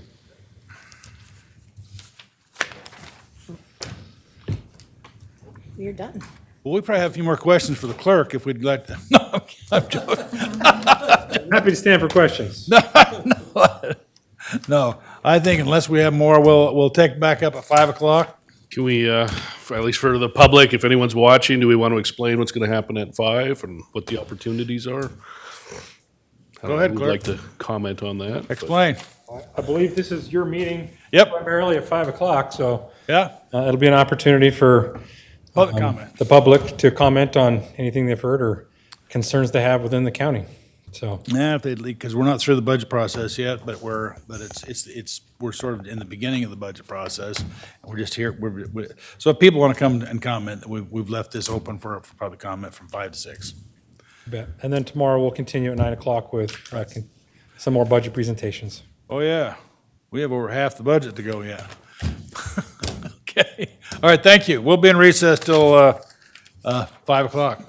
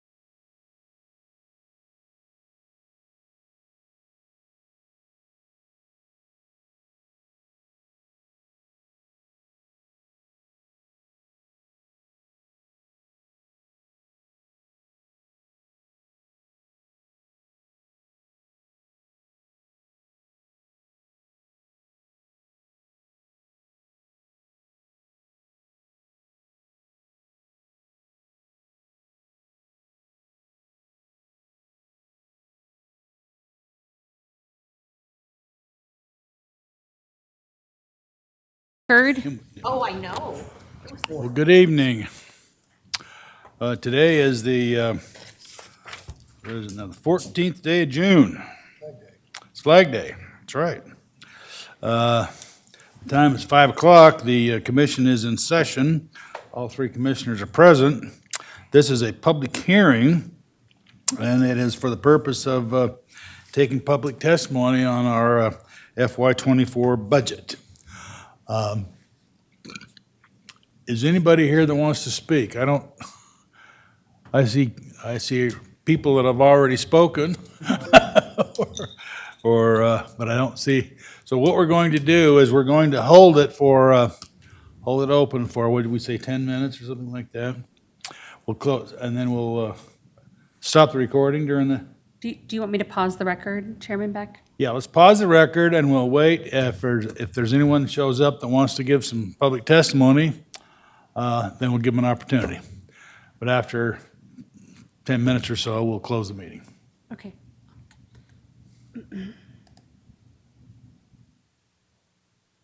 So is record paused? The record is now paused. Okay.